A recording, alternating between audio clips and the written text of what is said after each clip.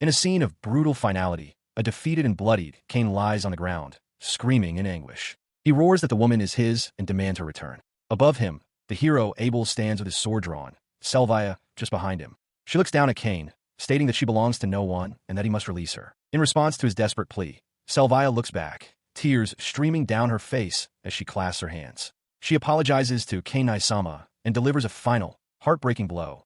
She will find happiness with Abel. This entire tragic confrontation unfolds on a computer monitor in a darkened room. Alone, hooded figure watches intently as the scene plays out, showing Abel comforting Selvia while Cain remains defeated on the ground. The scene on the screen continues, focusing on Abel's triumphant perspective. He declares that he will protect Selvia and will not forgive anyone who causes her pain. Below this, an image shows Selvia among a group of other young women, a visual representation of the harem the hero acquires, signifying a completely happy ending for him. The hooded observer reacts with fury to this outcome. They find it atrocious, lamenting that this can't be considered a happy ending. Their frustration boils over as they recall that Selvia was originally the main heroine, only to be demoted to just one member of the hero's growing harem. Their thoughts spiral into a desperate scream, crying out that they just wanted Selvia to be happy. They recall Abel's words to the defeated Cain, that he lost because he didn't understand the true meaning of love, and dismiss it with a sharp retort. The observer also remembers an official social media announcement about a major update and considers quitting the story for good. A memory of Selvia at a grave marked dear brother flashes through their mind. After a moment of darkness, a young man with stark black hair and a single strand sticking up jolts into consciousness. He stares, wide-eyed and horrified, at his own reflection in a mirror. His hands press against the cool glass as he struggles to understand what is happening to him. His panic escalates as he takes in the opulent surroundings. A dreadful realization dawns on him, one familiar from countless stories. This is reincarnation. The true horror sinks in when he understands he has been reborn not just as anyone, but as Cain, the story's tragic, ridiculed foil character. As he reels from the shock, the hooded figure from before stands silently in the room behind him. The newly reborn Cain stands frozen in the vast room, the hooded figure a silent presence nearby. He glances down at his feet, now clad in the shoes of the character whose fate he now shares, the weight of his new reality pressing down on him. He is jolted from his thoughts by a voice from the other side of the door. A butler announces that his fiancée, Lady Selvia, has arrived. The name sends a shockwave of panic through him. He whirls around, his face a mask of disbelief, just as the door opens to reveal the butler, and, behind him, the very girl whose tragic fate he now knows. She steps hesitantly into the room, her hands clasped nervously. With a flustered apology for the intrusion, she makes her entrance. Her expression then brightens into a wide, hopeful smile. Surrounded by an ethereal aura of light and petals, she greets him formally, saying it has been a long time. He is utterly starstruck. Seeing Selvia Fernan, the heroine of the game Apocalypse, in the flesh is overwhelming. He realizes with a deep blush that her real-life cuteness is on a divine level, far beyond any depiction. It is love at first sight. The thought consumes him, sweat beading on his brow. To him, she is his most beloved heroine, an angel descended to earth. He struggles to compose himself and process the situation. He recalls the story's setup. At 15, his character, Cain, is engaged to Selvia. Noticing his state, Selvia asks if he is all right. He observes that she looks even younger in person than in the game. His mind races through the backstory. The neighboring houses of Schwartz and Fernan had arranged their marriage at birth. A year ago, an oracle declared Selvia the saint of the world tree. This attracted Prince Leon's attention, but he became enraged upon learning she couldn't use her powers. It was at that point that Cain forcibly made Selvia his fiancée. A chilling memory surfaces, his father's command to drive Selvia to suicide. As this echoes in his mind, the real Selvia thanks him for accepting her. He now understands the grim task ahead. For the next 3 years, the game's version of Cain relentlessly bullies her. He recalls the plot's inevitable conclusion. To escape the abuse, Selvia seeks help from the hero, Abel. This action leads to their engagement being broken, Cain's exile from the palace, and his ultimate ruin. He listens in horror as his father outlines the cruel strategy. The plan is to have the entire Schwartz household torment Selvia, a campaign set to begin at the welcome banquet that very night. His father explains that accepting her first only to crush her later will inflict the maximum psychological damage, a response to her destiny of awakening as a saint after falling for the hero, Abel. He clenches his fist, internally vowing that he will never allow such a thing to happen. To crush Prince Leon's ambitions, he must prevent the game's scenario from unfolding. His thoughts are interrupted as Selvia points to a letter she dropped. He tells her to calm down and read it, noting the royal family's crest on its seal. The letter is from Prince Leon. Its contents are venomous, accusing Selvia of usurping the title of saint and becoming engaged to a duke's son. The prince commands Cain, as his betrothed, to systematically torment Selvia, drive her to despair, and ultimately to suicide. As a reward, the prince promises to make Cain his right-hand man. Selvia is aghast, but Cain stands firm, declaring that he will never obey such a command and will protect her. His resolve hardens. He will shatter this predetermined future and seize a happy one with Selvia. Having mastered this world story as a game, he is confident he can succeed. Overwhelmed by a protective impulse, he suddenly pulls Selvia into a tight embrace, much to her startled confusion. He holds her, his mind racing. With the welcome banquet looming, time is short. He calls for the butler, Lancelot, but it is his father who appears. Cain quickly requests that his father escort Selvia to her room to rest, explaining that he has an urgent matter to discuss with him alone. He knows he must convince his father to call off the planned torment. As she is led away, Selvia clutches the prince's cruel letter, her thoughts trailing off. In her room, the butler assures Selvia that he is at her service.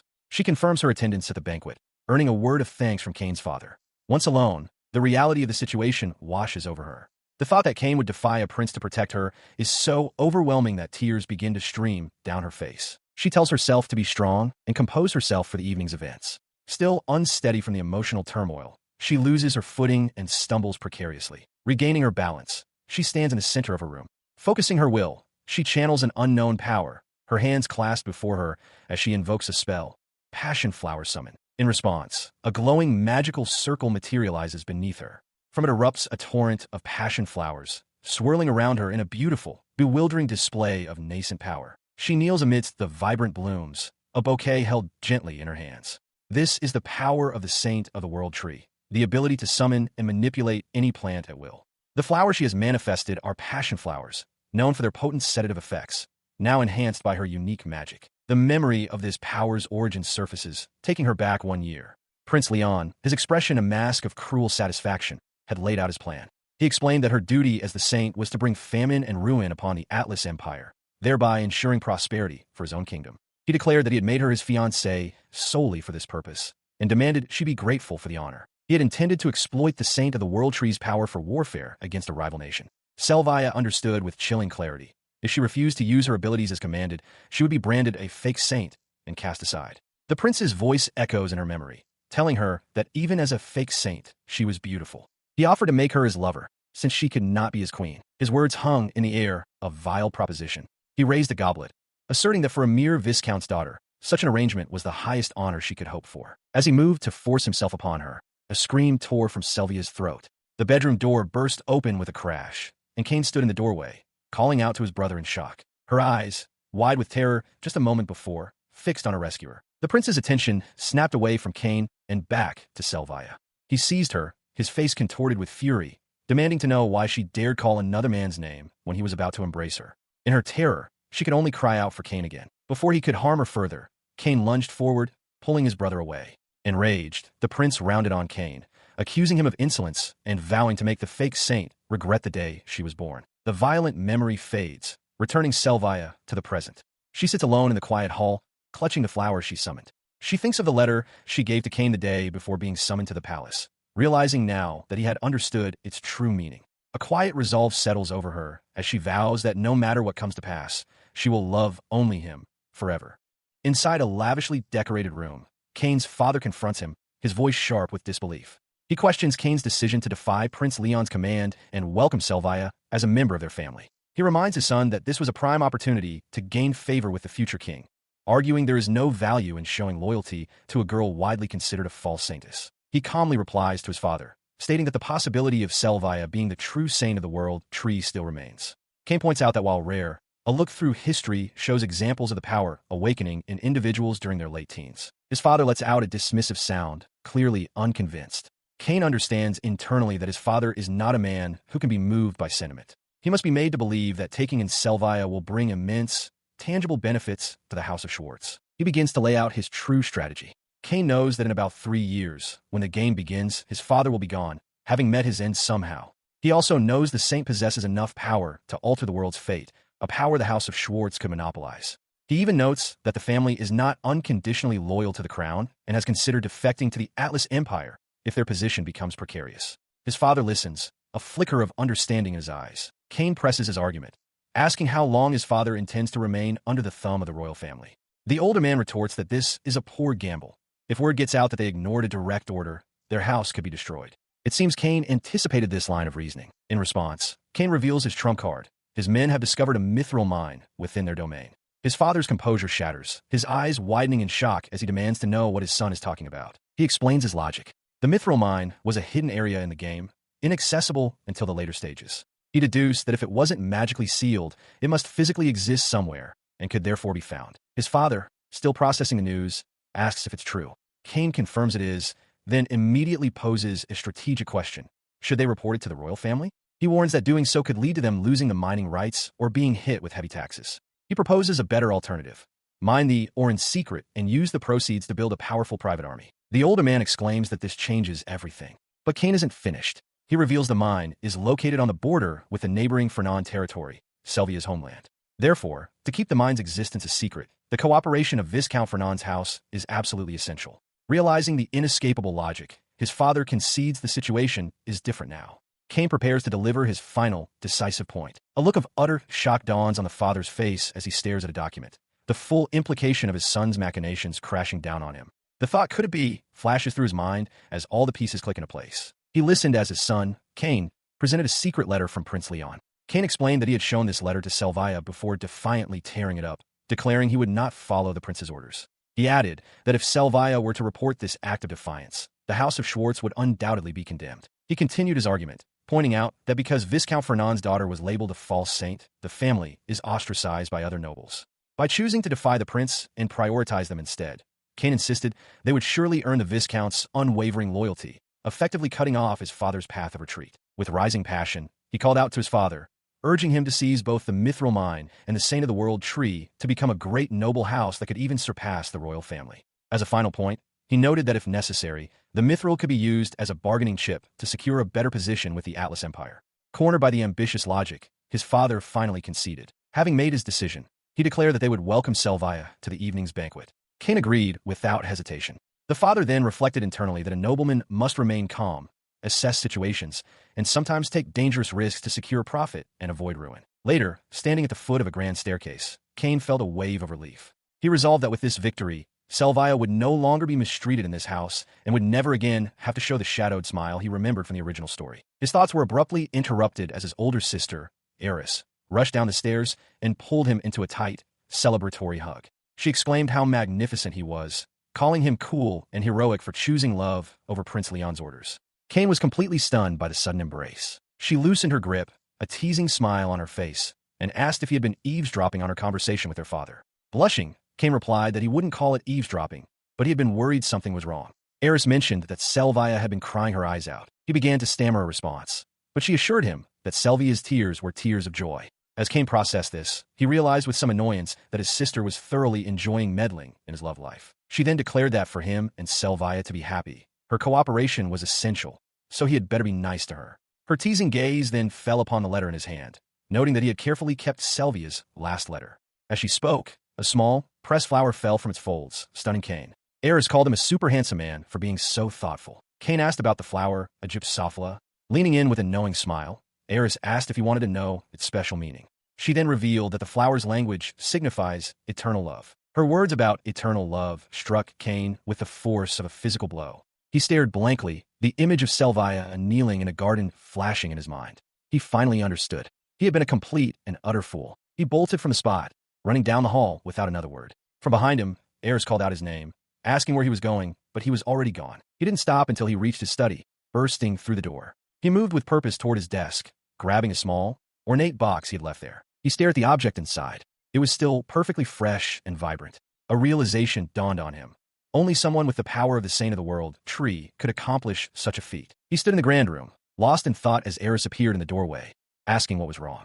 Cain considered the implications. If Selvia had already awakened her powers, it meant she had successfully deceived Prince Leon into believing she was a false saint. Her motivation for such a dangerous act was likely her love for Cain. The weight of it all crashed down on him. She had left him a message. My love for you will live on forever.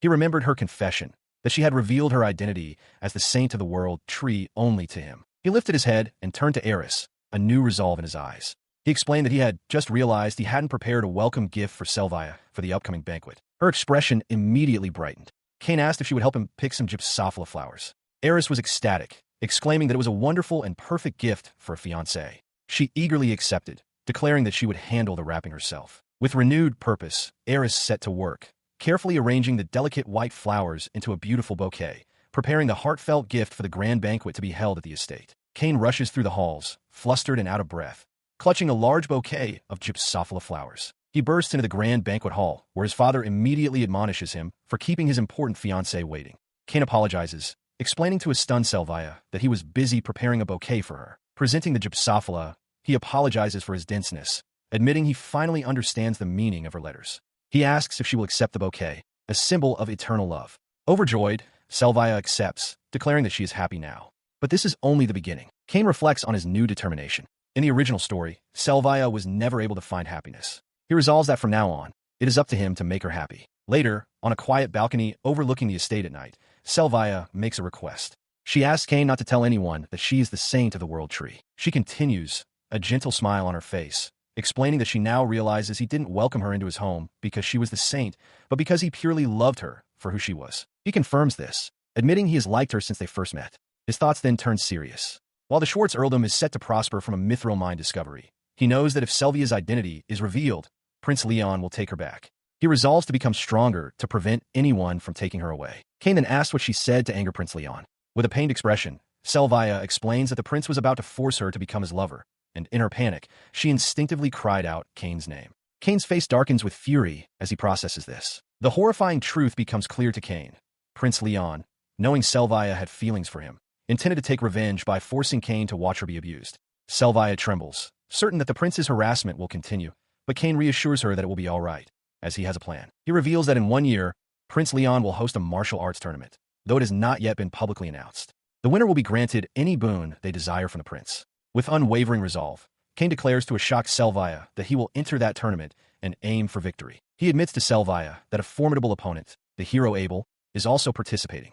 Despite the challenge, he clenches his fist, a bead of sweat on his brow, and insists it will be all right. He is certain that if he can become the strongest in the shortest amount of time, victory is assured. His plan continues to unfold. He explains that since Prince Leon has publicly promised to grant the winner any boon they desire, he wouldn't be able to refuse the request in front of a crowd. The final piece of his plan is to ask Prince Leon to serve as the official go-between for his and Selvia's wedding, and to please forgive her supposed crimes.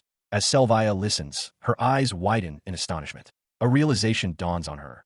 If his plan succeeds, it would completely nullify the prince's authority over her. His gaze hardens with determination as he internally vows that, even if Selvia's identity as the true saint is exposed, he will never allow Prince Leon to take her from him. Looking up at him, her face flushed with emotion, Selvia feels as though she is living in a dream to be cherished so profoundly. Moved by his devotion, she gently places her hands over his. She promises him that she will never again leave his side.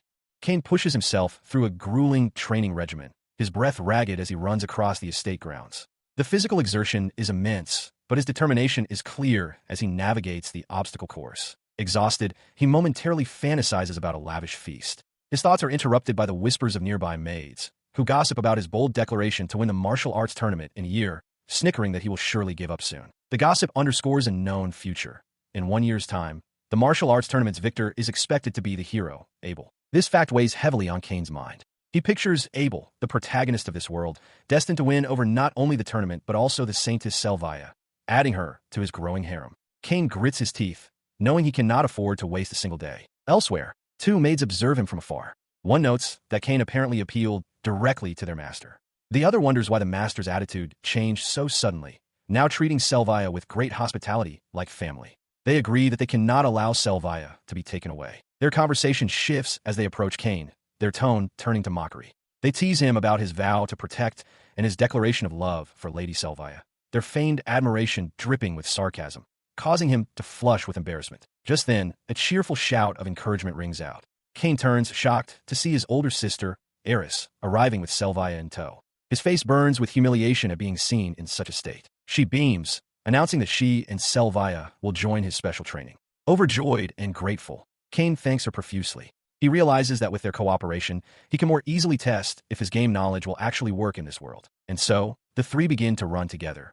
Selvia, holding a chain, happily remarks that it feels like the games of chase they used to play together, bringing a sense of nostalgic fun to the training. He is lost in the moment, thinking that having Selvia as his fiancée is a dream too good to be true. He glances over at her radiant, smiling face as she holds the collar and chain, and he marvels at how much fun it is, just like old times. He is taken aback when Selvia presents him with a collar and a long chain. With a smile, she declares that she is his property and asks him to hold the chain tightly. As Kane stammers in confusion, she clarifies that this is merely an act. To the outside world, she must appear to be abused. The explanation seems to jog his memory. Indeed, earlier that morning, he had been given his orders. Prince Leon, suspecting that Kane might not truly obey, had commanded him to send photographic proof of him tormenting Selvia. His sister, Eris, had then presented him with the tool for the job, a portable magic camera, a rare magical item, delivered from the prince himself. He examines the device, realizing it's a convenient magical artifact that functions as both a camera and a printer,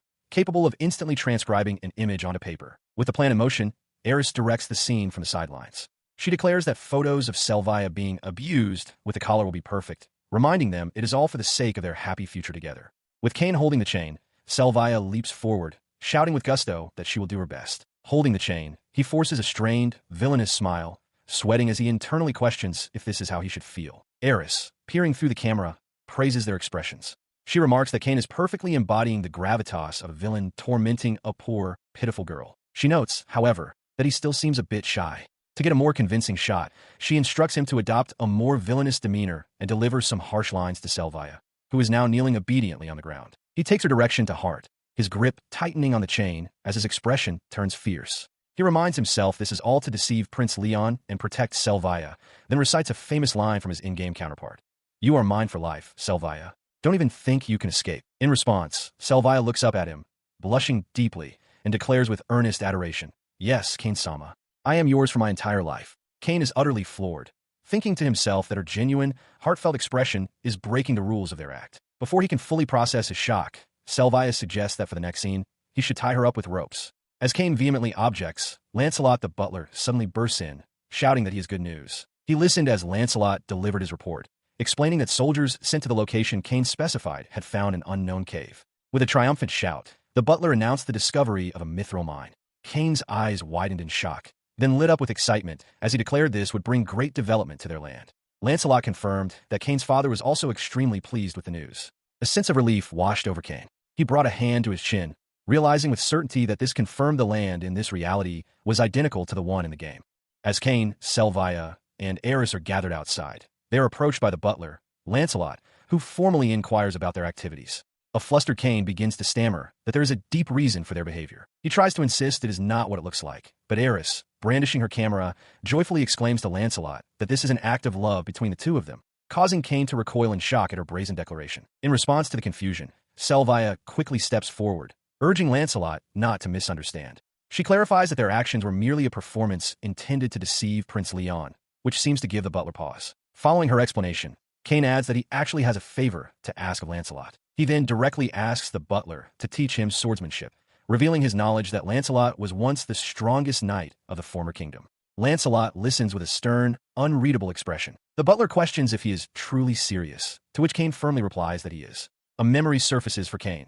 In the game Apocalypse, Lancelot was the formidable bodyguard of the villainous noble Kane, a foe so powerful he was meant to be avoided. With this knowledge fueling his resolve, he declares with fierce determination that his goal is to win the martial arts tournament in the royal capital. Lancelot considers this, then states his condition for accepting Kane as his disciple. Kane must first acquire a combat-related skill. Eagerly, Kane accepts, promising to achieve it immediately. His initial confidence gives way to a moment of doubt as he wonders aloud if skills can be learned so easily. He then recalls that in the game Apocalypse, skills were only obtained by clearing exceptionally difficult conditions. Kane interprets the butler's posture as a silent challenge, daring him to try.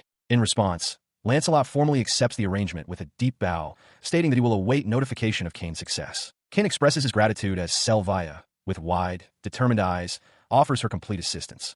His sister, Eris, waves in the background, and Kane states that with both of their help, his task will be much easier. He stands in the estate's yard with a wooden bat and explains his plan. They're to throw balls at him, starting slowly. He knows that while skill conditions are difficult, loopholes exist. Eris, looking on, seems to doubt if such a simple method will work. Following his instructions, the two begin tossing balls toward him. With practiced motions, Kane swings the bat, deflecting one projectile after another in a steady rhythm. After a successful streak, a familiar system voice resonates in his mind, announcing that he has deflected a projectile 30 consecutive times. It confirms he has acquired the skill, arrow deflection, and that his success rate for deflecting projectiles is now increased by 50%. The confirmation of his success prompts a triumphant shout. Standing between Eris and Selvia amidst the scattered balls, Kane raises his bat and cheers, celebrating the acquisition of his first skill. His sister watches with disbelief, questioning aloud if it is truly possible to acquire a skill with such apparent ease. Selvia, equally amazed, praises Kane and asks where he learned such a thing.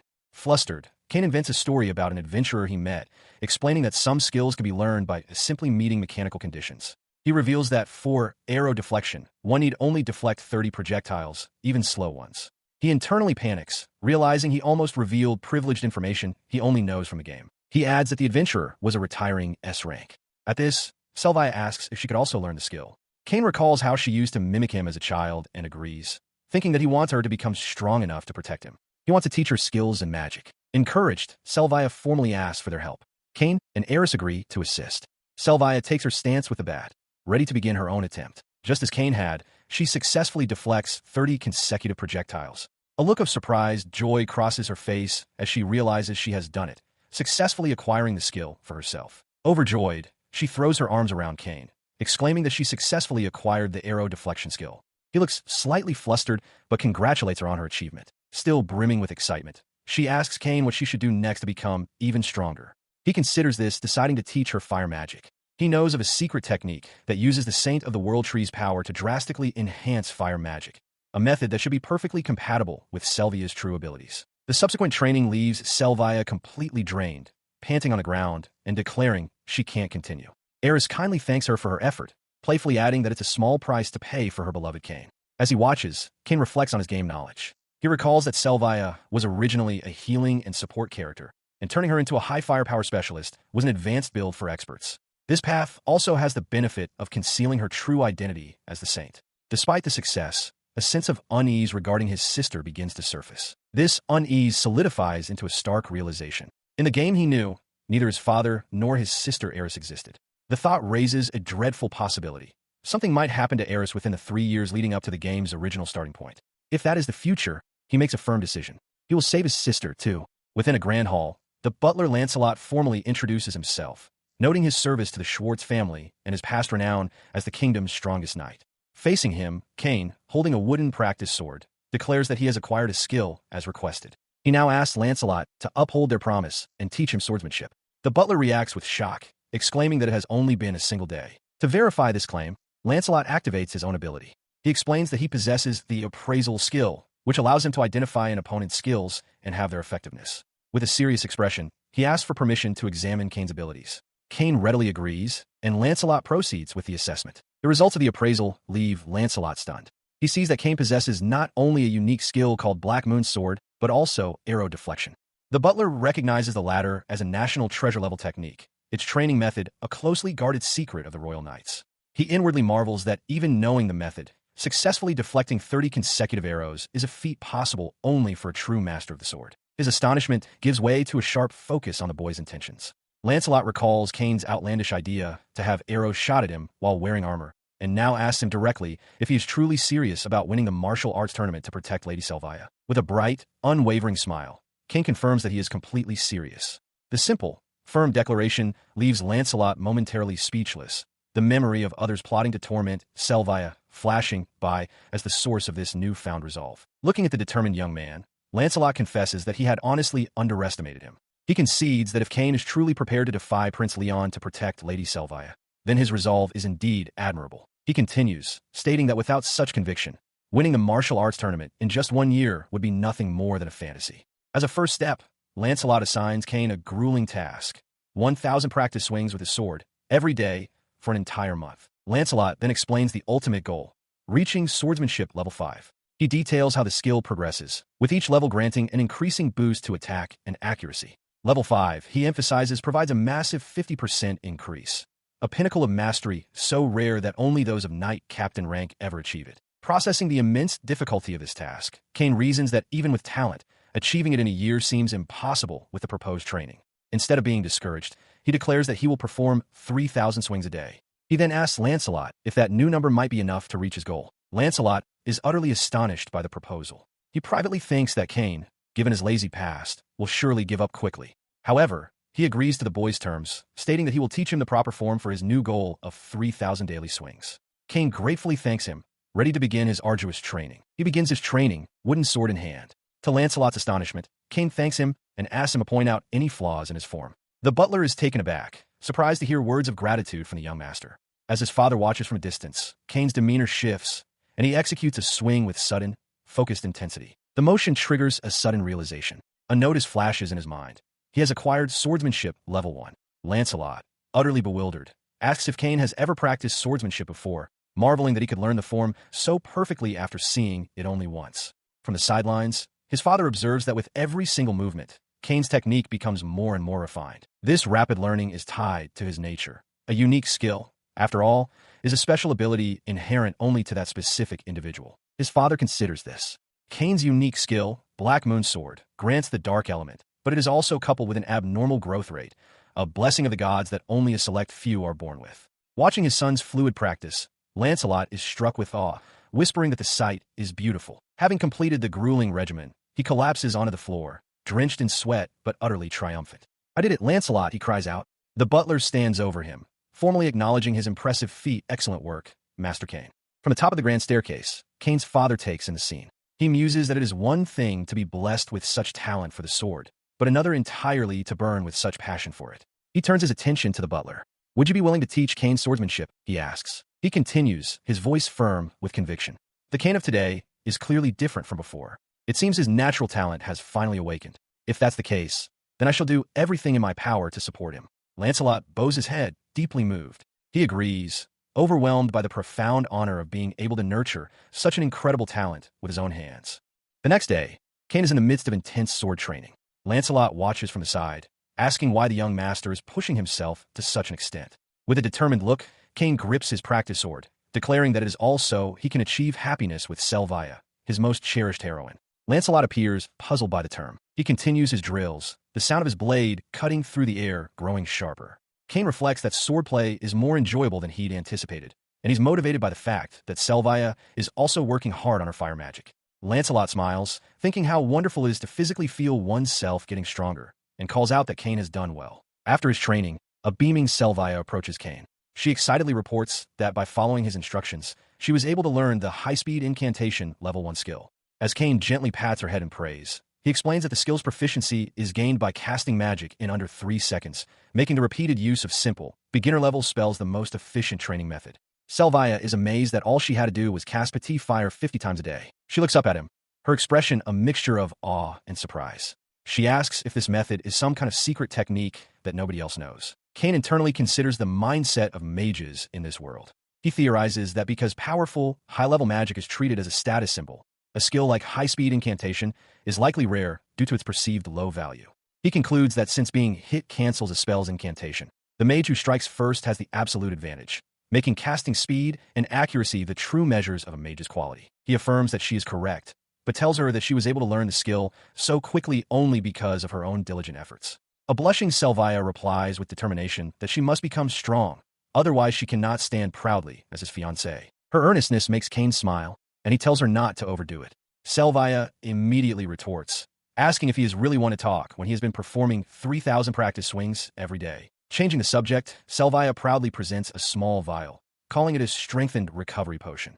She explains that she used her apothecary level 1 skill to enhance a standard potion with ingredients from a magical mandragora plant, greatly increasing its potency. While Cain notes it looks like a normal potion, Selvia declares with a smile that managing the health of her beloved future husband is her duty as his wife. Cain feels the fatigue from his training instantly melt away. He praises her, saying she is truly amazing and has been a great help. Eagerly, Selvia asks what she should do next and if she should train her high-speed incantation skill further. Cain agrees, but instructs her to stick to fire attribute magic for now, before suggesting their next training session will be in the forest, hinting at a monster hunt. Just as he thinks about the monster hunt, a sharp, aristocratic voice interrupts from the top of the grand staircase. A noble woman declares that the might of the glorious house of Schwartz is not to be used for the lowly task of monster extermination. She warns that a bloodbear, a danger rank a monster that even the Adventurers Guild cannot handle, has appeared in the forest. Inside the Lord's study, a village elder pleads with Cain's father, asking for soldiers to be dispatched. The Lord, however, dismisses the request as tiresome, refusing to commit his valuable forces to a mere monster subjugation. From just outside the door, Cain and Selvia listen in. Upon hearing the monster is the blood bear, Cain recognizes an opportunity. while Selvia looks on with apprehension. He throws the doors open, striding into the room and startling everyone present. Cain declares to his stunned father that he will be the one to take on the monster hunt. The village elder looks on in shock, realizing he is in the presence of the young master. Overwhelmed by the unexpected offer, the elder expresses his profound gratitude, admitting his surprise. Standing beside a resolute Cain, Selvia watches the exchange. Selvia's eyes are wide with concern. She knows that facing an A-rank monster should be reckless, but she puts her faith in Cain, believing he must have a strategy to ensure victory. The younger villager then asks if Selvia is the rumored fake saintess who is exiled. As Cain's father notes that the saint of the world tree would be safe in the forest, Cain's temper flares. He furiously shouts at the villager, forbidding him from calling Selvia a fake saintess. His outburst stuns the room into silence. Cain explains that Selvia never claimed the title herself. The church simply made a mistake in their judgment. The villagers, abashed, quickly apologize for their rudeness. He turns to Selvia, telling her he will not permit commoners to speak ill of her, declaring that she belongs to him. Looking up at him with adoration, Selvia thinks to herself that her brother is truly the greatest man in the world. Facing his father once more, Cain boldly states that they don't need any soldiers, not even Lancelot. He proclaims that he and Selvia will defeat the beast alone. His father is aghast, realizing that sending Lancelot along would risk exposing Selvia's true identity as the saint of the world tree. Cain and Selvia stand together a united front. Their father looks on, his expression a mixture of frustration and deep concern as he tells his son not to worry him. As Cain's father stood in stunned silence, Lancelot's voice cut through the tension. The butler declared with absolute confidence that with the young master's current abilities, there was no need to worry about him being outmatched by a bloodbear, offering his personal guarantee. Cain's father reacted in disbelief, demanding an explanation. Lancelot calmly revealed that in a mere 2 weeks, Cain had achieved swordsmanship level 3, a skill level that already placed him within the realm of a first-class swordsman. He processed this revelation, a wry smile forming on his lips. The thought of this rapid progress, combined with Cain's unique skill, the Sword of the Black Moon, was a display of talent so fearsome that he could only laugh internally at the absurdity of it. As her guardian absorbed the news, Selvia expressed her own shock, recalling that Cain had claimed to be only at level 2 the day before. Cain explained that his mock battle with Lancelot that morning had pushed him to the next level, thanking the butler. Lancelot humbly replied that teaching Cain was his life's purpose, which inspired Selvia to redouble her own efforts to not be a burden. Her resolve was fueled by deep-seated fear. The thought of being dragged back to Prince Leon was abhorrent to her. She had to gain the strength to live freely alongside Cain. He shared this sentiment entirely. Cain remembered the desperate flight when Selvia's identity as the saint of the world tree was exposed. He was prepared to run again if needed, but this time, he wanted Selvia to have the power to defend herself. He refused to let Prince Leon take her from him ever again. Acting on his conviction, he reached out and firmly took Selvia's hand. Startled by the sudden, warm contact, she looked up at him, a blush spreading across her face as their fingers intertwined. He then gave her head a gentle, reassuring pat. The simple gesture left Selvia flustered, her eyes wide with surprise. With their resolve united, Cain turned his gaze toward the vast woods. He remarked that the forest in the Schwartz territory was the perfect location. With this, all the pieces were in place to forge Selvia into the strongest fighter. In his mind, he pictured their target, the ferocious blood bear. In the training grounds, Cain brings his sword down on a practice dummy. With a crackle and a roar of energy, the target erupts in a burst of dark flame and splinters, the force of the blow disintegrating it completely. From the edge of the yard, Lancelot watches with a look of quiet approval. The display of power brings a smile to Cain's face. He realizes that, as intended, his swordsmanship skill is improving, and his Sword of the Black Moon is powering up along with it. Lancelot steps forward, declaring the performance magnificent and praising the young master. Lancelot continues his praise, expressing his admiration that Cain intends to use his strength to protect the populace by subjugating monsters. Cain, slightly flustered, credits his rapid advancement to swordsmanship level 3 to Lancelot's excellent tutelage, adding that nothing builds strength quite like real combat experience. He thinks back to his decision to challenge an A-rank monster, feeling grateful that Lancelot had managed to persuade his father. With his current abilities, he feels he has a real chance of victory. The monster in question is a bloodbear. Despite its classification as a rank, the creature cannot use magic and possesses a limited number of attack patterns. For one who knows its weaknesses, it is not an insurmountable foe. Lancelot, seeing Cain off, expresses his firm belief that the boy was born to become a true hero. He views this hunt as a bonus opportunity for Cain to level up and speculates that he might now even meet the conditions to acquire a certain ultra-rare skill.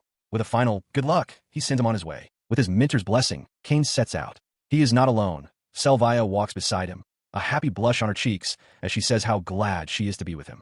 Cain agrees, a bead of sweat on his own cheek. As they venture deeper into the forest, Selvia remarks on how comfortable she feels surrounded by the trees and grass. Cain marvels at the power of the Saint of the World tree, realizing that her ability to control plants makes her virtually invincible in a forest. He recalls that the others were sent ahead to clear a path for them. Noticing his searching gaze, Selvia asks what he is looking for. Her question hangs in the air as he thinks. She asks if he knows of the flower of Albidus. The destroyer of forests. Cain reflects that this is obscure knowledge, an easily missed item even within the game he remembers. He explains that the Albidus is a plant that secretes a volatile oil and spontaneously combusts. However, its seeds possess a strong fire resistance, allowing them to use the ash of the incinerated flora as nutrients to propagate. He spots a cluster of white blossoms nestled between tree roots and points it out. It is the flower of Albidus. Selvia looks on, flustered, remarking that it's surprising such a flower, one that disregards harmony with other life, even exists. Cain explains that this very flower is the key to her new, firepower-focused build as the Saint of the World tree. Holding one of the flowers, Selvia notes its unexpected beauty and nervously asks if it might suddenly ignite. Cain reassures her that the flower only self-combusts in high-temperature environments, so they are safe. He adds that it seems the flower is willing to listen to her commands. He then lays out his strategy. Her new combat style will involve summoning the flammable gas from the Albidus flower to drastically enhance the power of her petit fire magic. Selvia listens intently, a bead of sweat forming on her temple as she processes the idea. Cain internally reflects that because she will only be summoning a colorless gas, no one will realize she is using the abilities of the Saint of the World tree. Selvia, clutching the flower, agrees that it seems a bit difficult to handle, but she resolves to master its use. The combination of these elements was known to be devastating. By pairing the beginner magic Petit Fire with a high-speed incantation skill and this special build, one could unleash a powerful, wide-area explosion with almost no MP consumption or casting delay. The destructive power of the Albidus build was the stuff of legend. Cain muses on the incredible synergy that would result from adding yet another skill to this combination, but his thoughts are abruptly cut off by a terrified scream from Selvia. Reacting instantly, he sweeps Selvia up into a princess carry, his face flushing slightly as she lets out a yelp of surprise. She quickly relays what the spirits told her. A boy is being attacked by a pack of black wolves about 400 meters north. Shocked that a child is in the forbidden forest, Cain gives a swift command. He will draw the monster's attention. She is to unleash Albidus fire the moment she sees them. With a determined yes, she prepares as he throws the flower, and she immediately unleashes a massive, fiery explosion.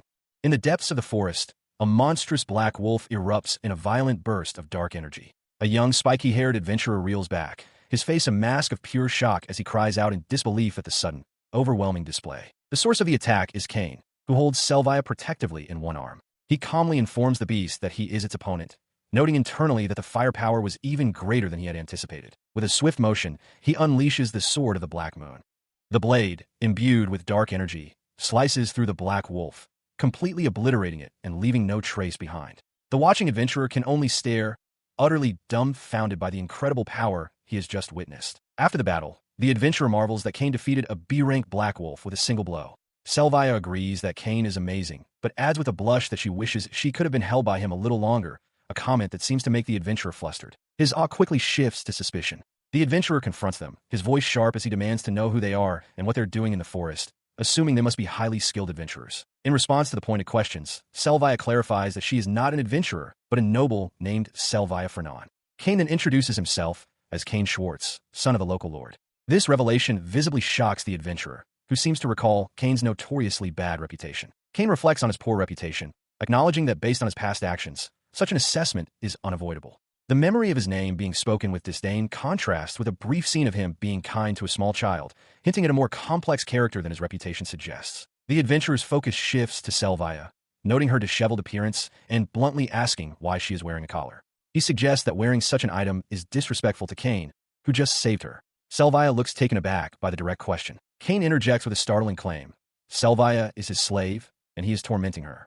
Selvia enthusiastically agrees, only to immediately reverse course, proclaiming Cain to be the kindest and most wonderful man in the world. The adventurer, enraged by the initial claim, explodes, accusing Cain of being a corrupt noble for enslaving such a cute girl. Looking exhausted by the exchange, Cain asks the adventurer to correct the record, admitting that he doesn't understand it either.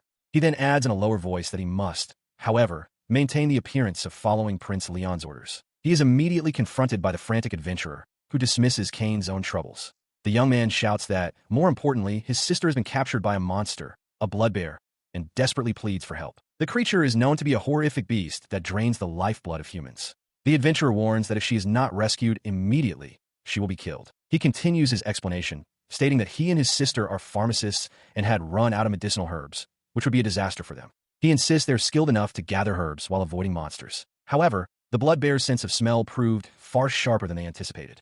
Overcome with desperation, the young man falls to his knees, begging Cain to save his sister and offering to become his slave in return. Cain looks down, his expression unreadable as he processes the plea. Cain calmly states that becoming a slave is unnecessary, revealing they were already on their way to deal with that same blood bear. He asks where his sister was captured and offers a small bottle. Selvia encourages the adventurer to leave it to them. The adventurer eyes him with suspicion, questioning why a noble would offer him charity. Cain simply replies that it's only natural given that the man is injured. Accepting the gesture, the young man apologizes and thanks him, explaining that his sister was taken near the river ahead about 2 hours ago. When Cain asks for his name, he introduces himself as Ash. After drinking the contents of the bottle, Ash is struck with utter shock. He reels back, exclaiming in disbelief at the potion's incredible healing power and questioning if it contains mandragora components. Ash stares at the vial, identifying the ingredient as an S-rank, super high-grade material, and demands to know where Cain found it. Unable to reveal Selvia's ability, Cain deflects, saying he's simply knowledgeable. In response, Ash proudly declares that he is a pharmacist with a level 4 skill. He then critiques the potion, stating that while the ingredients are amazing, the creator is an amateur. Ash boasts that he and his sister could create a much more effective recovery potion. Cain quietly observes that a level 4 pharmacist is no mere child, but a true master. He listens as Ash, now leading the way, boasts about being an 8-year veteran of this path. Nearby, Selvia sulks, her hood pulled up, lamenting that the potion she made with love for Cain was dismissed. Ash, however, continues his boasting, proudly declaring that his sister is even more incredible, a level 5 pharmacist. The revelation stuns Cain, who immediately grasps the implication. With such a skilled pharmacist, they can create the highest quality recovery potions. He realizes this is a stroke of incredible luck. As the trio proceeds through the woods, their conversation is cut short by a deafening roar that echoes from the trees ahead. Cain freezes, a look of dawning horror on his face. He recognizes the sound, a roar he's heard before in a game. It is the cry of a blood bear. Chaos erupts in the forest as a monstrous blood bear ambushes the group, seizing a young girl in its powerful grasp. Nearby, the boy named Ash cries out in horror, screaming for his sister. From her position, Selvia realizes with dread that the creature is draining the girl's blood, making it impossible for her to use her wide-area albedos fire magic without harming the hostage. She also understands a more dire fact. The blood-draining act is buffing the monster, causing its strength to skyrocket. Cain, observing this, recognizes the gravity of the situation as the beast unleashes a special projectile attack, known as flying claws. His expression hardens with resolve. Cain shouts for the others to fall back, declaring that he will face the opponent himself. He then activates his abilities. Cain realizes that by combining his swordsmanship level 3 skill, which increases his hit rate by 30%, with his projectile deflection skill that boosts his parry success rate by 50%, he can create a near-perfect defense. With a yell, he unleashes a furious whirlwind of steel, deflecting the incoming projectiles. The display of power is so overwhelming that it renders Ash completely speechless, his eyes wide with disbelief as he watches Cain effortlessly neutralize the attack. As he stares in awe, marveling at the incredible swordsman, the hooded figure beside him speaks, clarifying that the warrior is not just some stranger, but Cain. Cain now stands before the blood bear, his mind racing. He recalls the beast's known behavior pattern. Upon closing in, it has a high probability of striking first with its right arm. Behind him, Selvia calls out his name, warning that his approach is reckless. He glances back, reassuring her with confidence that he can handle it. As predicted, the bear roars and brings its massive right paw crashing down. Having anticipated the move, Cain swiftly dodges aside, the powerful blow smashing harmlessly into the earth where he just stood. The beast immediately follows up with another volley of its dark, claw-like projectiles. With practiced ease, Cain deflects each one, his sword a blur of motion. Having parried the assault, he surges forward. Ash watches, utterly stunned. Cain's eyes are locked on his objective. The blood bear's known weak point, its chest. His blade strikes true, sinking into the blood bear's chest. The monster recoils with a guttural roar, its grip on the young girl still firm as it glares down at its attacker. The blow, however, is not without consequence. The recoil sends him tumbling violently across the ground. From the sidelines, Ash watches in terror, crying out for his brother as Cain is thrown aside. As the monster looms over the fallen Cain, Selvia steps forward with newfound resolve. She proclaims that she will not let them kill Cain. Instantly, the ground trembles as massive, thorny vines burst forth, wrapping themselves tightly around the blood bear's body and limbs. The sudden display of power leaves Ash speechless, questioning how she could be manipulating the plants. On the ground, Cain quickly drinks a potion to recover, cursing that he was saved. A realization dawns on him. This ability, performed without an incantation, surpasses even a unique skill. He finally begins to grasp the truth of Selvia's identity. His dawning understanding is punctuated by the scene before him. With a look of intense concentration, Selvia forces the vines to tighten their grip. The thorns dig deeper, and the ensnared blood bear lets out a howl of pure agony. Seeing the opportunity she has created, Cain lets out a fierce battle cry, his voice filled with renewed determination. He charges forward once more, sword raised, capitalizing on the monster's immobility as it thrashes uselessly against its thorny prison. In a flash, he is upon the beast, unleashing a powerful, sweeping slash that carves through its midsection. The force of the blow is immense, a final, decisive strike against the restrained foe. Holding an unconscious Selvia, Cain shouts to an unseen ally, entrusting the girl to their care. A voice from off-panel confirms, agreeing to take her. As this exchange happens, Ash rushes toward his fallen sister, calling out her name. Cain watches them for a moment, his expression softening, but is suddenly caught as thorny vines erupt from the ground and wrap tightly around his body. Immobilized, Cain can only watch as Ash stands defiantly before the massive blood bear, sword at the ready. The young adventurer declares that with Cain captured, there are no more hostages to worry about. In response to the beast's advance, Cain unleashes his power. A flurry of sharp, dark projectiles erupts from the ground beneath the blood bear, impaling it from below. As the monster reels in shock, Ash seizes the opening and leaps forward to attack. Cain shouts for Selvia to deliver the finishing blow. Though her face is a mask of terror, she responds to his command, crying out the name of the spell. Albedos Fire. A torrent of black flame engulfs the wounded beast, which lets out a final, agonized roar. The dark fire detonates in a massive, concussive blast, its energy radiating outward across the battlefield. The explosion intensifies, becoming a chaotic vortex of dark power that completely consumes the monster. Still airborne from his earlier leap, Ash sees his chance. He realizes that the combined assault has broken the creature's guard, leaving the weak point on its chest completely exposed. He drives his sword deep into the blood bear's chest, plunging the blade home with all his strength. From his position, Cain watches the decisive blow land with an intense, focused gaze. The monster collapses, its form dissolving into nothing. Selvia, her eyes wide with disbelief and relief, cries out in victory, exclaiming that Cain has done it. Her devastating spell strikes true. The monstrous blood bear lets out a final, guttural cry as its massive form is violently consumed by the dark flames. The creature's body sizzles and evaporates, dissolving into a cloud of dark smoke and dissipating into nothingness. As the last remnants of the beast vanish, Cain stares in wide-eyed shock. A notification materializes before him, congratulating him for defeating a monster with a level difference of over 30. He quickly checks his status, confirming the incredible outcome. He has skyrocketed from level 7 to level 15 in an instant. His unique skill, Black Moon Sword, now imbues his techniques with the dark attribute, and his sword technique level 3 boosts his accuracy and attack power. Most importantly, he has acquired a new skill, Giant Killing. Selvia clasps her hands, relieved that Cain is unharmed. He thanks her, acknowledging that her support was crucial. Internally, he notes with satisfaction that his superior killer build is coming together perfectly. The new Giant Killing skill, which doubles his attack and agility against stronger foes when his health is low, will stack with his other abilities, making him a formidable opponent for high-level enemies. Meanwhile, Ash kneels beside his unconscious sister. He reflects on the inherent weakness of a swordsman against ranged attacks, realizing that an ability to deflect projectiles is essential to close the distance with such enemies. His thoughts then shift to the source of the overwhelming power he just witnessed. With a determined and suspicious expression, he turns to the hooded girl and asks directly, "Are you the Saint of the World Tree?" Cain quickly steps in, addressing Ash before Selvia can respond. He confirms that she is Selvia, but explains the grave danger they are in. If her identity is exposed, she will be taken from him and forced to become Prince Leon's fiancée. Following his lead, Selvia bows her head and pleads with Ash to keep her identity a secret. She reveals that Prince Leon's true intention is to exploit the Saint of the World Tree's power for the purposes of war. As she speaks, Cain's expression hardens. He internally resolves that he must protect this secret at all costs, even if it means taking the drastic measure of imprisoning Ash somewhere for 2 years. He watched as Ash, kneeling protectively over his sister, glared back with fierce defiance.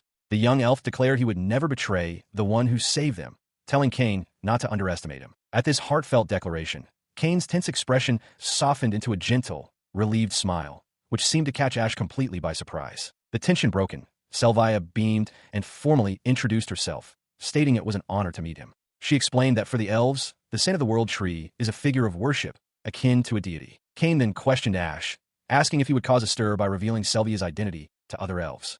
Ash quickly assured him he wouldn't, explaining that since his original tribe was destroyed, his people have become rootless wanderers scattered across the lands. He considered this information. It was a known characteristic of elves to form extremely closed-off communities, and they rarely, if ever, accepted outsiders into their villages. He acknowledged that this was helpful for their situation. Selvia expressed her gratitude, and in response, a determined Ash swore an oath that he would not reveal Selvia's secret to anyone, not even his own sister. Seeing his sincerity, he then made an offer.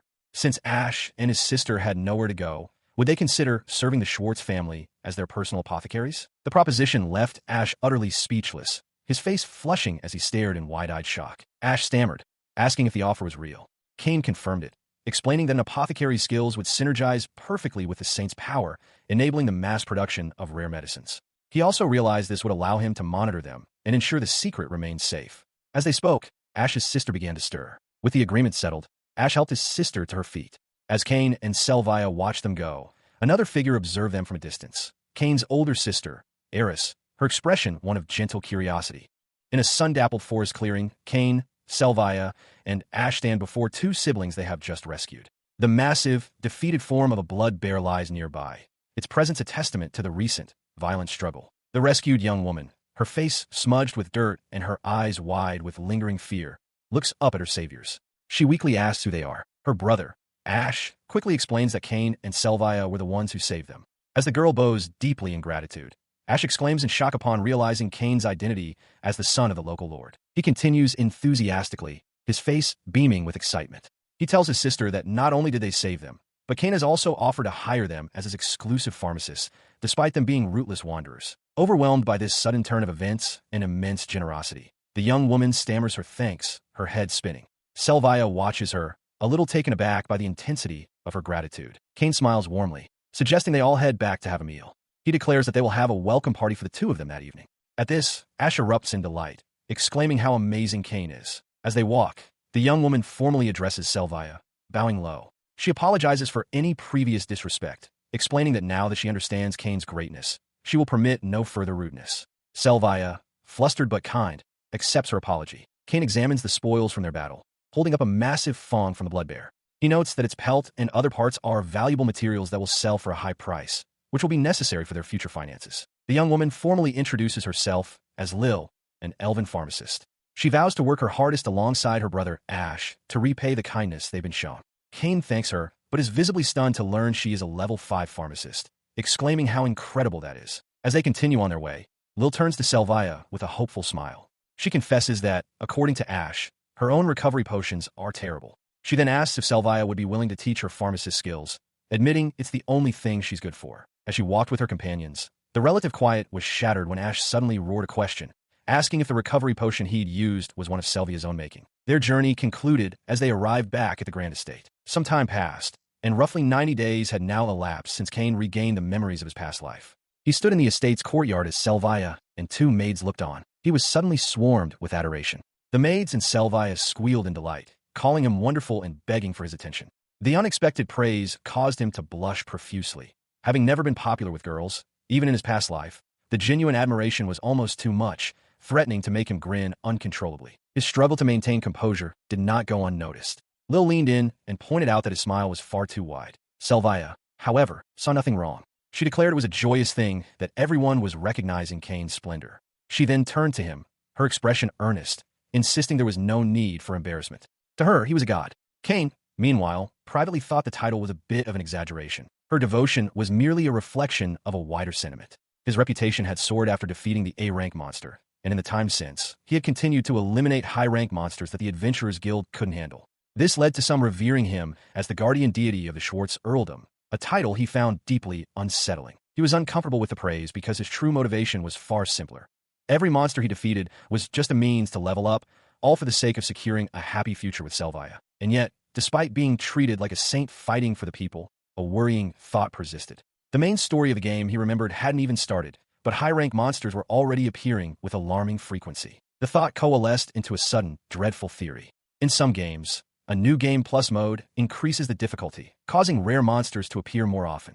If this world was on a second playthrough, the implications were horrifying. He considered the grim possibility that the hero, Abel, had already reached the maximum level of 99. The thought sent a cold sweat down his face as the sheer scale of the challenge began to sink in. He continued to calculate his odds, realizing that his current growth rate was far too slow. His own level had only risen to 23, and he knew that to have any chance of victory, he needed to reach at least level 70 within the next 9 months. This pace was unacceptable. He concluded that his only option was to use a secret technique to repeatedly respawn a boss monster, creating a grueling monster-slaying marathon for optimal level grinding. His strategic reverie was shattered by a voice noting that necromancy would be required to resurrect a corpse. Startled, Cain turned to see the imposing figure of his father. Moments later, outside, the butler Lancelot shooed away the household maids, instructing them not to disturb the young master. He declared Cain a true knight walking a thorny path for the sake of love, leaving Cain utterly bewildered by the praise. The butler's voice boomed with emotion, expressing his profound admiration that Cain had started selling medicine to fund a private militia for the domain's people. Selvia, looking on, called Cain amazing. He, however, knew the truth. It was all to protect his favorite heroine, Selvia. His father then laid out the strategic situation. To protect Selvia from the high-rank monsters appearing in droves, they needed the strongest army possible, praising Cain's foresight. He also revealed that Ash and Lil were creating top-quality medicine using rare plants summoned by Selvia, which were being sold through an associate in the Atlas Empire. Lancelot was to receive the shipment today. Cain recalled the origin of this plan. It was a strategy from his past life, one debated extensively online, which concluded that using a certain expensive, late-game item was the most logical approach. He remembered asking Lancelot to place the large order for that very item. His father, however, saw only nobility in the act, believing Cain was sacrificing his personal fortune for the people and pledging his full support. Cain internally clarified that this was for his own happiness, but his father simply interpreted it as the people's happiness being one and the same as his son's. The wave of misunderstanding continues to spread. The household's butler, Lancelot, suddenly grabs Cain, his voice thick with emotion. He declares that he, too, is deeply moved, leaving Cain completely taken aback by the sudden embrace. He struggles against the butler's grip, frantically trying to correct the narrative. He insists that he is only acting for his own benefit, but his protests are unheard as Lancelot mutters about the amazing story he now has to share at the tavern. From a nearby doorway, Eris and Selvia listen in. Her expression is one of pure, unadulterated joy, tears welling in her eyes as she smiles. She reveals the wonderful news she'd overheard. Eris has invited her on a trip to the city to buy her new clothes. He looks on, a sense of relief mixed with his own anxieties. While he is genuinely pleased that his sister and Selvia are becoming friends, he knows he cannot join them, as he has his own preparations to make. As their carriage pulls away from the estate, Eris comments on what a fun day it has been. Selvia, beaming with happiness, leans out the window and calls back, exclaiming that she hopes to go into town with Cain himself on their next outing. Inside a moving carriage, Eris expresses her gratitude to Selvia, explaining that Cain's recent positive changes are all thanks to her return. She notes his successes in monster subjugation and business, attributing his soaring reputation to the power of love. With a teasing smile, she then leans in and asks Selvia if they've kissed yet, causing the younger girl to blush furiously. Flustered by the direct question, Selvia stammers that nothing of the sort has happened.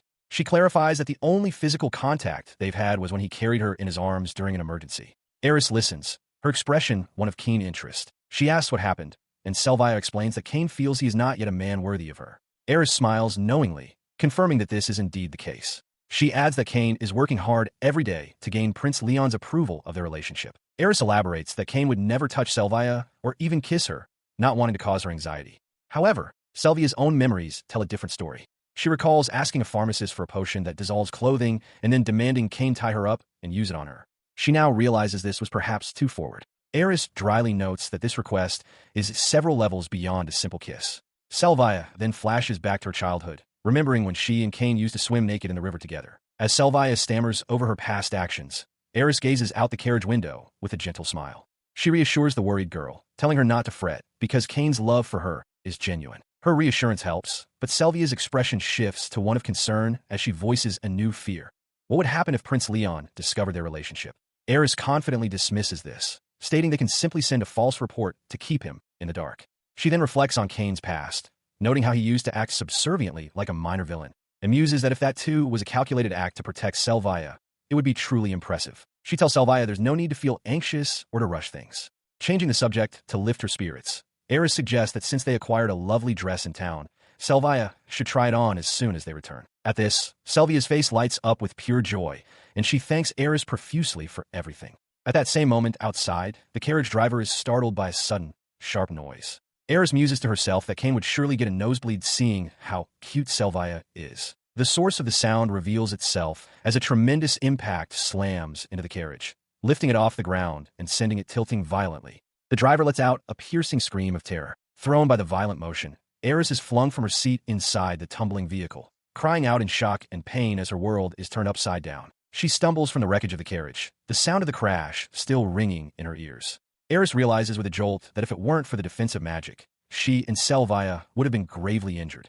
Her thoughts are cut short by a furious shout from a young man standing nearby, who bellows about how she dared to reject his marriage proposal after he had done her the favor of taking an interest in her. He stands with an air of smug satisfaction, casually adjusting the frilly cuff on his wrist. His posture is one of complete confidence, the mastermind admiring his handiwork. Seeing his smirk, Eris's shock turns to fury. She confronts him directly, demanding to know if this was his doing. The man, whose name is Orkival, simply brings a finger to his lips, his taunting expression confirming her accusation without a single word. The confrontation triggers a memory. Eris recalls the moment Orkival, the eldest son of the neighboring lord, had approached her with a bouquet of flowers, declaring her beautiful. She remembers her own blunt response. She had rejected him on the spot, stating plainly that he was not her type. His face had contorted with rage at her words. He had spat at her, questioning how a magical genius like himself could possibly not be her type, and accusing her of getting carried away just because she was a little cute. The memory fades, returning to the present chaos. Orkival stands before a large company of hired bandits, his expression one of manic glee. He proudly declares that he hired them all just to teach her a lesson, then screams, demanding to know if she finally understands his greatness now. In the town square, a tense scene unfolds. Eris and Selvia watch with wide, horrified eyes as a group of armed mercenaries stands ready, commanded by the nobleman Orkival. He turns on Eris, his face contorted with rage. She calls him a fool and warns that her father, Count Schwartz, will not stand for this, threatening war. Orkival retorts that it won't come to that. He plans to eliminate all witnesses and sell her to slavers. At his command, chaos erupts. His men surge forward, and screams fill the air. One of Eris's companions shouts for her to run, but she is frozen, staring in disbelief at the unfolding violence. Orkival throws his arms wide in manic glee, reveling in the mayhem. He bellows triumphantly, savoring the power he now holds over the woman who dared to reject his marriage proposal. The commotion catches Kane's attention, and he stares in shock. One of Orkival's men, a ruffian named Gordon, points towards Eris, calling her a prize and asking his master for permission to amuse himself with her. Before anyone can react, Gordon grabs Eris's arm. She cries out for him to stop, desperately explaining that the girl with her, Selvia, is her brother's precious fiancée. His attention drawn, Orkival approaches Kane. He mockingly asks if Selvia is his fiancée, then reveals he heard from Kane's own father that Prince Leon had ordered the Schwartz family to abuse her. He then publicly identifies Selvia as the false saintess exiled from the palace. He bursts into a crazed laugh, declaring the situation a masterpiece and taunting them for daring to defy the royal family's will. As he gloats, Selvia quietly tells Eris that she will be fine and urges her to stay back for her own safety. Turning to his men, Orkival lays out his twisted logic. He proclaims that fate has delivered him an opportunity. This is a just war to punish the Schwartz family for ignoring a royal command. With this pretext, he can crush their house and seize their lands for himself. Eris pleads with him, crying out that his actions will cause many people to be hurt. He sneers, shouting back that he doesn't care as long as he gets what he wants. Eris stares in utter despair, realizing her dream of finally becoming a happy, true family is being destroyed before her very eyes. Her tears fall as Gordon Orkival leans in, mockingly asking if she's crying. He then turns to his men, declaring the start of his revenge. He callously offers Selvia to them, stating he will be taking his pleasure with Eris. In response to his vile proclamation, Selvia steps forward, her expression hardening. She asks if that is all he has to say, then firmly states that she will show no mercy to anyone who intends to harm Eris or the Schwartz family. Behind her, Gordon's men erupt in cheers, praising his generosity and pledging their lives to him. Eris looks on in shock, calling out Selvia's name. She wonders what Selvia is thinking, realizing with dread that she can't possibly mean to fight them when her only known spell is the rudimentary Petit Fire. She knows Selvia has been practicing magic, but as she watches her stand alone against Gordon and his thugs, she cannot believe her friend's abilities are sufficient to face them. Gordon scoffs, wondering aloud if Selvia's newfound confidence comes from merely assisting Kane on a monster hunt. He sneers, asking if she truly intends to defy him, a self-proclaimed genius mage, with a spell as weak as Petit Fire. He then calls Eris a reliable partner, and offers to let her live as his lover, an offer she furiously rejects.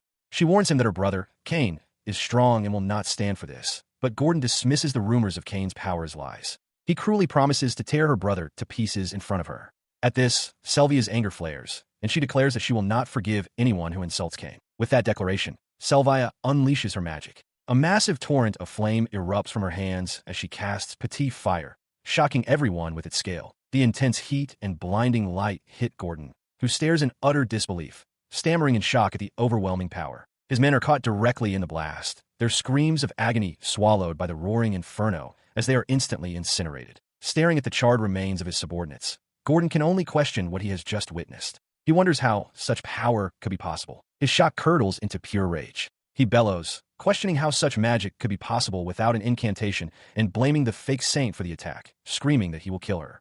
Nearby, Eris observes with wide eyes, realizing that a fire spell of such immense power and range is something even a court mage would find difficult to wield. She steels herself, concluding that she has no choice but to fight without holding back. Before her, a large contingent of armed men stands assembled, ready for a confrontation. The mob of mercenaries surges forward, their faces twisted in grimaces as they let out a collective, guttural roar. Their charge is abruptly halted by a familiar voice shouting from the distance, calling out to Selvia and Eris to see if they are safe. The sudden interruption startles the crowd, and Eris turns, her expression a mixture of shock and recognition. Before anyone can fully react, Cain crashes into the mercenaries' ranks. He moves with blinding speed, a flurry of powerful kicks and strikes that sends the thugs reeling and scattering across the ground. Both Eris and Selvia cry out his name in astonishment. A mob of rough-looking men, their faces twisted in anger, confronts an unseen opponent.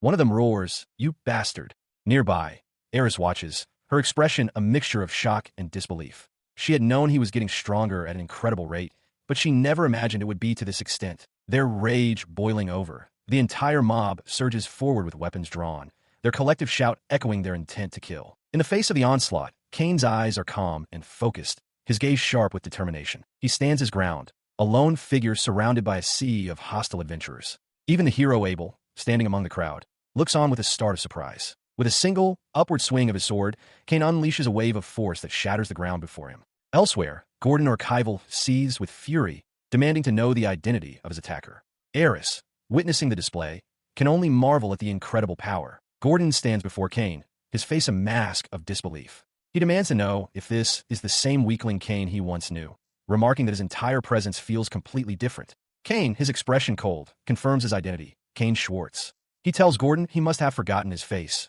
and with chilling resolve, declares that for daring to harm Selvia and his sister Eris, he will cast him into hell. As he makes his vow, a notification resonates within him. He has gained proficiency in his swordsmanship skill, which has now leveled up to 4, increasing his hit rate and attack power by 40%. Gordon reacts with a contemptuous shout, dismissing Cain's display as nothing more than a naive surprise attack. He throws his arms wide, unleashing his own power. 2 magical circles flare to life around him as he simultaneously casts accelerated enhancement and fire resistance magic. As Gordon smugly declares that such feats are natural for a genius like himself, Cain observes. He realizes that Gordon is casting enhancement spells on his entire large group at once. He internally notes that while Gordon was not a character in the main story of the game, he is clearly a formidable magic user. He stands his ground as Gordon's men, their faces alight with brutish confidence, roar in affirmation of their orders. Their leader, Gordon, laughs maniacally, calling Cain a fool. He sneers that since Cain is obviously a fire magic specialist, casting a fire-resistant spell on his men will render the boy utterly useless, nothing more than a common weakling. As the threat looms, Abel steps forward to shield Eris, vowing to protect her. Cain, however, remains calm, telling Selvia not to intervene and assuring her it will be fine. He internally reflects that his Albetus fire is too powerful and difficult to control for use against humans, and besides, it isn't technically magic, so magical defenses would be ineffective against it anyway. His thoughts are cut short by a sudden arrival. Lancelot appears, carrying an unconscious Eris in his arms. He formally announces his presence to Cain, stating that he has brought reinforcements. A large crowd of determined people standing ready behind him. As one of Gordon's men raises an axe to strike, Cain drops into a low, ready stance. Nearby, a now conscious Eris and Selvia watch the scene unfold, their faces etched with horror. He explodes forward in a blur of motion. In a single, fluid movement, his blade flashes through the air, carving a wide arc through the charging mob. The force of the slash sends his opponents reeling, their bodies thrown aside as he effortlessly clears a path through their ranks. Pausing for only a moment, he issues a command to Lancelot, provide support for the 2 women, while he personally crushes Gordon. Lancelot immediately agrees, ready to serve. Lancelot watches, awestruck by Cain's incredible leg strength, musing that his physical potential is even more astounding than his swordsmanship. He finally understands the purpose of Cain's daily 20-kilometer runs. Cain himself reflects that his body simply grows stronger with effort, though he admits his training began merely as a way to escape enemies. He thinks fondly of Selvia, who still joins him for part of his run each day. Overcome with respect, Lancelot gives a deep, formal bow, declaring his profound admiration. This action, coupled with his name, causes Gordon and his men to recoil in shock. One of them stammers in disbelief, recognizing him as Lancelot, the former vice-commander of the Royal Guard, the legendary knight known as the strongest in the kingdom. As Gordon stood stunned, Lancelot's voice boomed with conviction. He declared that while he had no personal interest in the ways of knighthood, his loyalty was pledged entirely to Cain. He proclaimed the young master to be the true embodiment of chivalry, a strong man who strives endlessly to protect those he loves. This declaration left Gordon stammering in disbelief. He recalled his father's explicit warning to never make an enemy of Lancelot, admitting he only attacked because he confirmed the knight was absent. Cain, meanwhile, was equally shocked that Lancelot would go to such lengths for him. His disbelief was met with the cold gleam of steel. Lancelot drew his sword, stating that since he was ordered to protect them, he would fulfill his duty as a knight to the very end. He then issued a direct challenge. Anyone who did not fear his blade was welcome to face him. The challenge sent a wave of terror through Gordon's hired thugs.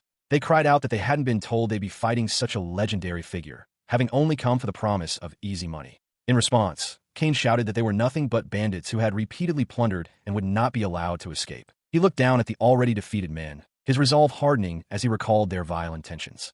They had spoken of assaulting Selvia and Eris before selling them into slavery. For that, he concluded, they deserved no mercy. Seeing his forces waver, Gordon grew desperate. He screamed at his men, ordering them not to flee but to protect him.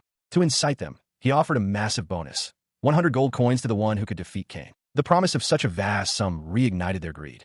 The thugs, their fear momentarily forgotten, turned their attention back to Cain and charged forward with renewed, foolish vigor. They rushed him in a chaotic wave, but Cain met their charge head-on. His blade, merely an imitation sword, became a blur as he expertly deflected their clumsy attacks. His movements were precise and overwhelming.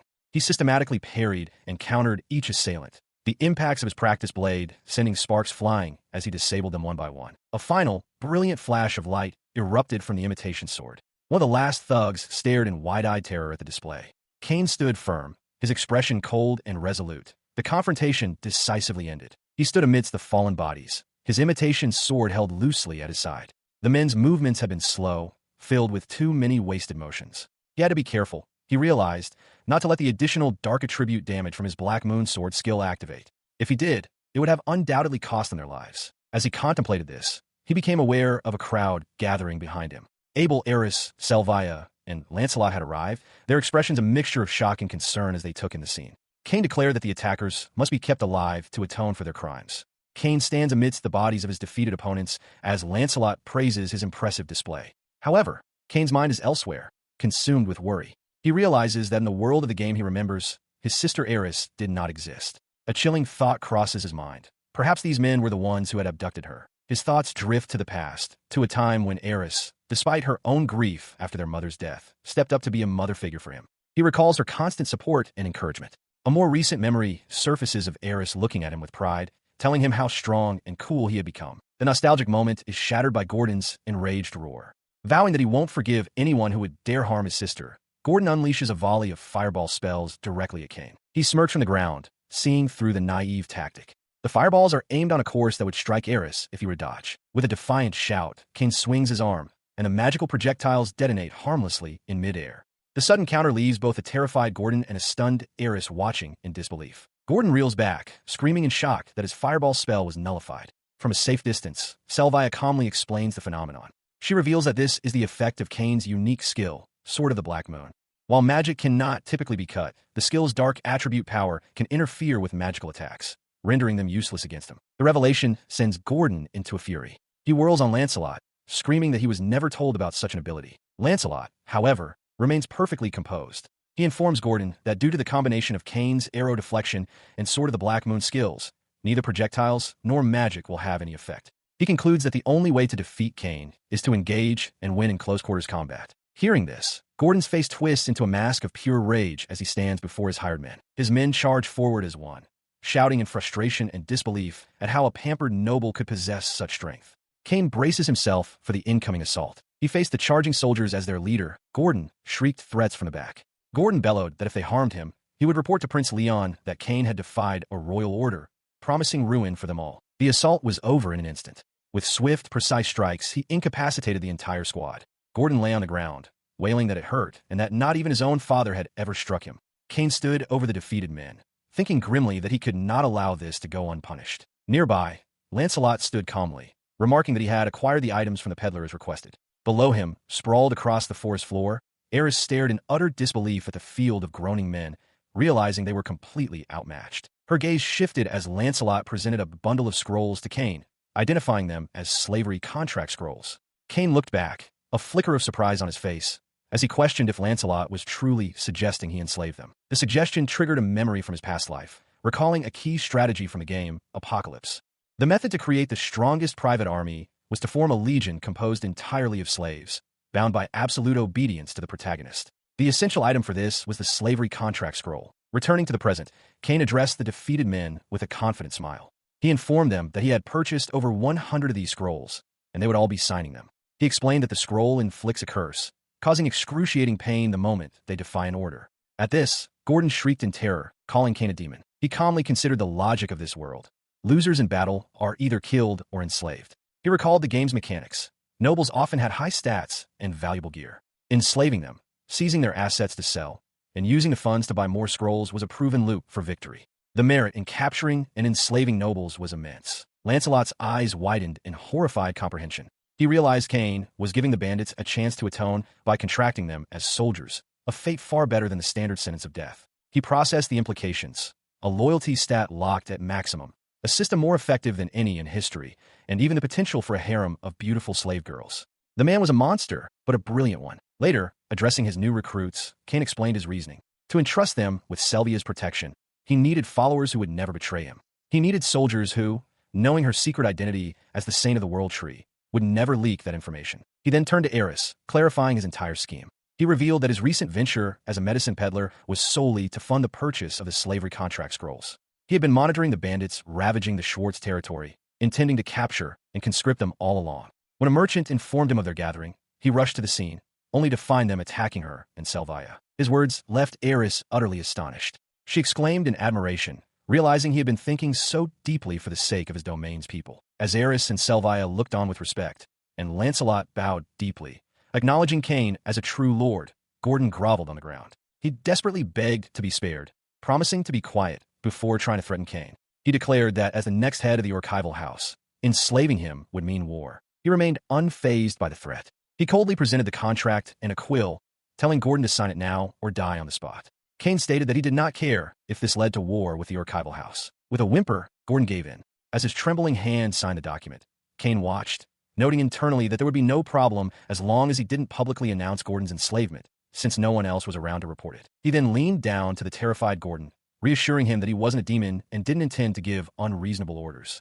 He explained that he simply needed the archival house to provide reinforcements when the time comes to fight the kingdom's army, led by Prince Leon. The revelation left Gordon stunned, but his fear quickly transformed into zealous loyalty. He dropped to his knees and loudly swore absolute fealty to Cain Schwartz, his new master. This sudden, complete change in demeanor shocked both Eris and Selvia. The other newly enslaved men cried out in disbelief, shocked to hear they might have to fight the kingdom's army. Their fate, however, was sealed. They could never refuse. If they were to ignore their master's command, an unbearable pain would assault them. Selvia, her eyes wide with relief, thanks Cain for his help. He, in turn, expresses his gratitude, acknowledging that she saved him. In the background, Eris shouts in disbelief, insisting it's a lie and impossible, yet simultaneously declaring they can still win. Selvia reflects on how reassuring it is to possess the power to defend herself. She then clarifies that her newfound strength is thanks to Cain's tutelage, specifically the Albetus Fire spell he taught her. This revelation stuns Eris, who realizes Cain was the source of Selvia's powerful magic. Cain, after checking that Eris is unharmed and thanking Selvia for protecting her, turns his attention to the defeated men. He steps forward and declares that every last one of them will now enter into a slave contract with him. His voice rings out with authority as he presents them with a stark choice: death or servitude.